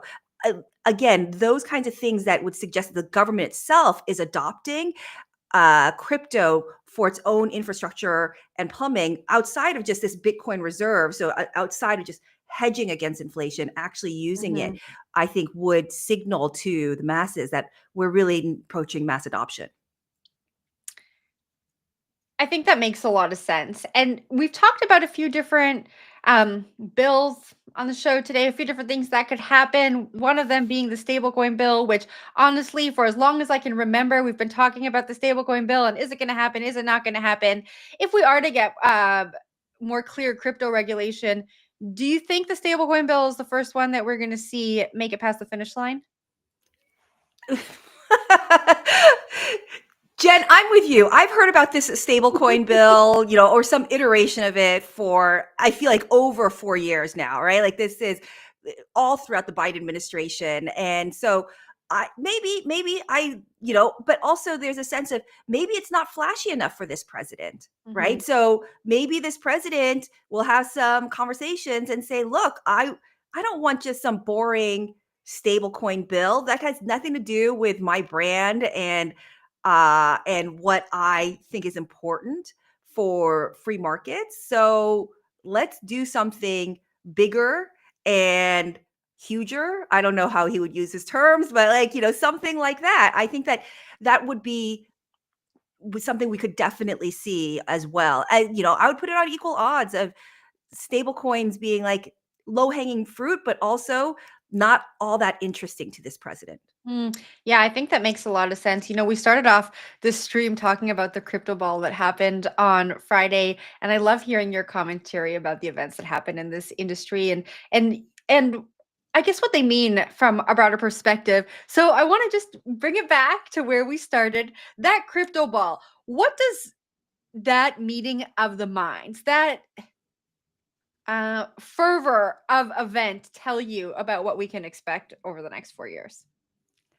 So when I looked at the crypto ball, I was reminded of during the Obama administration, when a lot of Obama staffers loved to attend the White House Correspondents' Dinner and call it Nerd Prom. And it had its own hashtag throughout. I felt that same kind of, I don't know, energy on social media about crypto ball. It's like finding your people, and it's being legitimized in this very big way, and you're getting the red carpet treatment for, back in the day, it was like the red carpet treatment, I guess, for being policy nerds. And now you're getting the red carpet treatment for being crypto devotees. And I can't tell if that's a good thing or a bad thing. Obviously, White House Correspondents' Dinner, not quite what it used to be after Trump was elected. And now with the crypto ball, we'll see if it becomes a kind of staple of Inauguration Day, a staple of the Trump administration, or if it was something where people just wanted to come together and throw a ton of money because we're throwing a ton of money.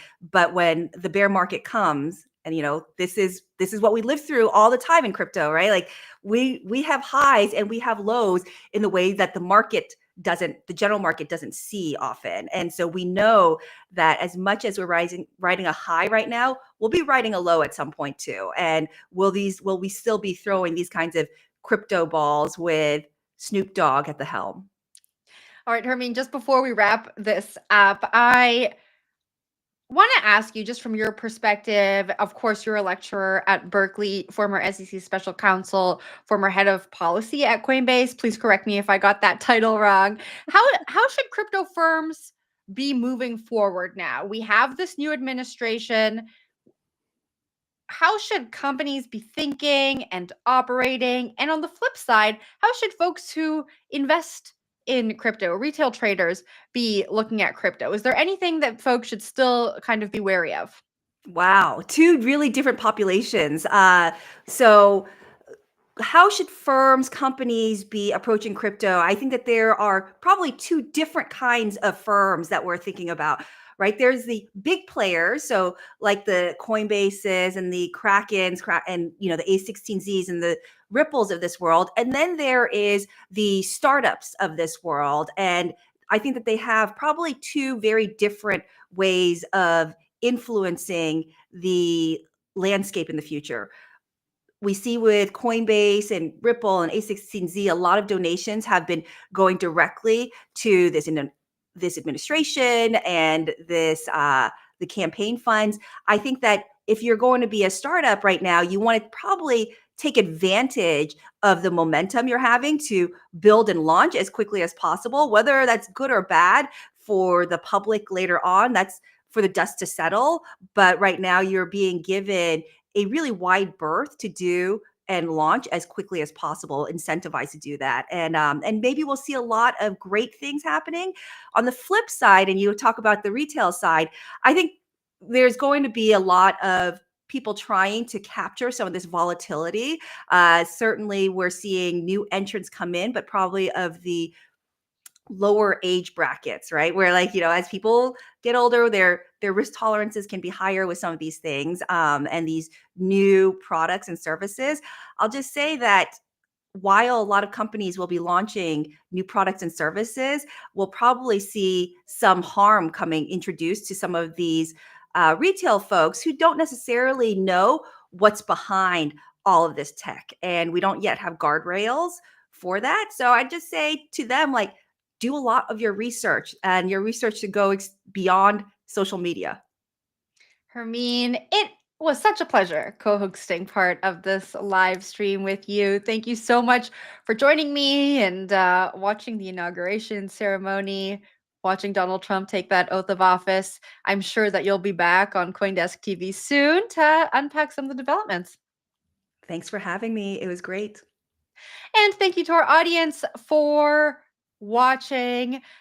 It was so lovely. I think we got up to 130,000 people watching the stream at one time.